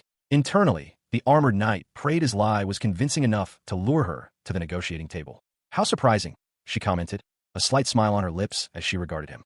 "Are you being serious?" In a dark forest clearing, an army of skeletal soldiers stands arrayed. A swirling black portal materializes before them, and in the foreground, the fully armored knight Lancelot holds a shocked Selvia protectively. From the portal, a young woman descends, floating in mid-air. She introduces herself to Cain Schwartz as Angela Atlas, the third princess of the Atlas Empire, remarking that he seems quite different from the rumors. Cain's mind reels. He recognizes her as the Death Princess, the master of the Necromancer Knights. In response to her sudden appearance, the knights accompanying Lancelot draw their swords, their bodies tensing as they prepare for a confrontation. As he holds Selvia close, the armored knight internally notes that, in the game, Angela was his second favorite character, surpassed only by Selvia herself. He glances down at the worried girl, then steels his resolve. This is a life-or-death battle, and he must remain focused. He prepares to address the princess formally for the first time. The knight offers a formal greeting, stating that it is an honor to meet her, and that he was quite impressed by the elaborate and menacing welcome she has prepared. Angela smiles faintly, dismissing the pleasantries. She declares that she dislikes being indirect and makes a startling offer. She will spare his life, but only if he agrees to a slave contract with her as his master. The knight is taken aback by her blunt proposition. She continues with a coy smile, adding that he is such a wonderful man that if they were at a ball, she would be tempted to ask him for a dance. Nearby, Another knight questions why a princess of the Atlas Empire is present. The armored knight explains that her title is merely nominal, as she is an illegitimate child. Angela's expression hardens. She reveals that she knows he is being commanded by the Emperor to use his talents as a necromancer to operate in the shadows. Her annoyance is clear as she grips her large scythe. She accuses him of having his own ambitions, using the Saint of the World Tree to gain merit while keeping the saint's existence a secret. The knight realizes she is angry and that he must continue to draw her attention to himself to buy more time. He remains silent, his mind racing. The leak of his true identity as an Imperial agent was a critical failure. Angela Atlas, scythe in hand, demanded he kneel and explain how he acquired his information. He considered the possibility that the traitor who exposed him might be someone within the princess's own circle. The princess elaborated, her voice tight with frustration. She explained that as someone desperate for her father, the Emperor's approval, she could not tolerate the suggestion of a traitor in her ranks. Such a failure would only earn her the Emperor's scorn for being incompetent. Her patience finally snapped. "Are you mocking me?" she shrieked, before bellowing a name into the air. "Come forth, Reaper." In response to her summons, a swirling vortex of darkness materialized behind her. From its depths, a colossal, skeletal entity began to emerge, its presence startling the knights. The creature fully manifested, a towering, hooded skeleton known as a Reaper, its own immense scythe held at the ready as it loomed over the battlefield. Angela addressed Cain with a confident smirk. She acknowledged his apparent confidence in his sword skills, but called it foolishness, declaring that a mere swordsman stood no chance of defeating her summoned creature. He grimaced, recalling the foe from his past life. The Reaper was an S-rank ghost-type monster, estimated to be level 50 and impervious to physical attacks. It was a notoriously difficult opponent that could only be properly damaged by a hero's light magic. Angela issued her final ultimatum. She commended his skill in dispatching her legion, but presented a stark choice: kneel and swear fealty to her, receiving the honor of becoming her living knight, or be slain and rise again as one of her undead servants. In response, the knight held up a hand, asking for a moment before delivering his counter. He addressed Princess Angela directly, his voice steady from behind his helm, and revealed a shocking truth. "Your mother is alive, and I know where she is." The princess froze, her confident demeanor shattering in an instant. Her eyes widened in pure disbelief at the knight's declaration. She stares, utterly stunned by the revelation.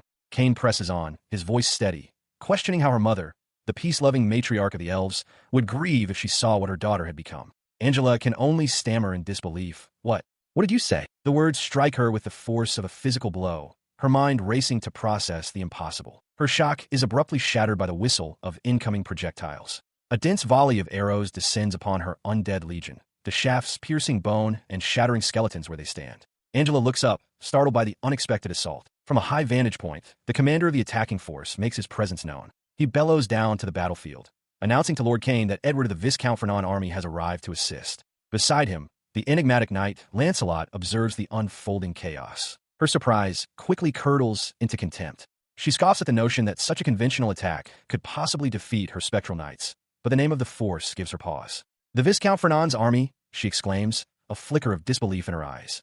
Princess Angela looks on in surprise as a cavalry charge of living knights surges forward. Below, the tide of battle begins to turn. Selvia observes that the arrows being fired by the Fernand forces, coated in healing potion as Cain had devised, are proving effective against the undead horde. From his vantage point, the knight Lancelot watches the reinforcements arrive. Edward explains to him that he had promised to provide aid if they were overwhelmed, and that his strategy had been to provoke Angela just enough to buy time. Seeing her father's army, Selvia cries out her thanks. Edward declares that it is now their turn to assist Cain and demonstrate the pride of the Fernand family. Heeding the call, Lancelot rallies the nearby soldiers, shouting that the battle is not yet over. He proclaims that he will personally handle the Dullahan. Elsewhere, Gordon's despair turns to manic glee as he realizes he might actually survive. Selvia, steeling herself, knows this is her final chance. Gordon unleashes a torrent of flame, shouting the name of his spell, Albetus Fire. The Schwartz Brigade charges into the fray, creating a pincer attack with the Fernand forces. Lancelot, however, ignores the chaos, his focus entirely on the Dullahan as he orders the princess to stay back. Angela taunts Cain, questioning if he truly thinks a mere swordsman can take her prize from her. She declares that a legendary knight like Lancelot is a worthy opponent for her to kill with her own hands. A horrifying realization dawns on Cain. His plan to provoke Angela worked too well, and now she is fixated on personally ending Lancelot. Her expression shifts into one of covetous desire as she looks at Cain. "I suddenly want you, Cain Schwartz," she declares. Her eyes glow as she conjures a new spell, Netherfire Barrage, a cursed flame that consumes life itself. Angela's unique skill, Matron of Death, automatically reanimates those she slays into undead servants. As her skeletal army advances, Selvia stands firm before the towering Dullahan. "Come no further, Reaver," she commands. In response, the Dullahan swings its massive scythe. The blade carves a trench through the earth as it hurtles forward. Lancelot throws himself in its path, intercepting the devastating blow with his own body. The impact shatters his armor, and his eyes widen in shock. The dark energy of the scythe slams into Lancelot's chest. Cain and Selvia can only watch, their faces masks of pure horror. Through the cracks in his shattered helmet, Lancelot's eyes show the immense shock of the blow. But as Angela watches the scene unfold, the Dullahan's scythe suddenly bursts through her own torso from behind. Blood erupts from the wound as she stares down in stunned disbelief, unable to process what has just happened. Her shock was absolute. Impaled by her own servant, Angela stared in disbelief not at her wound, but the scene unfolding.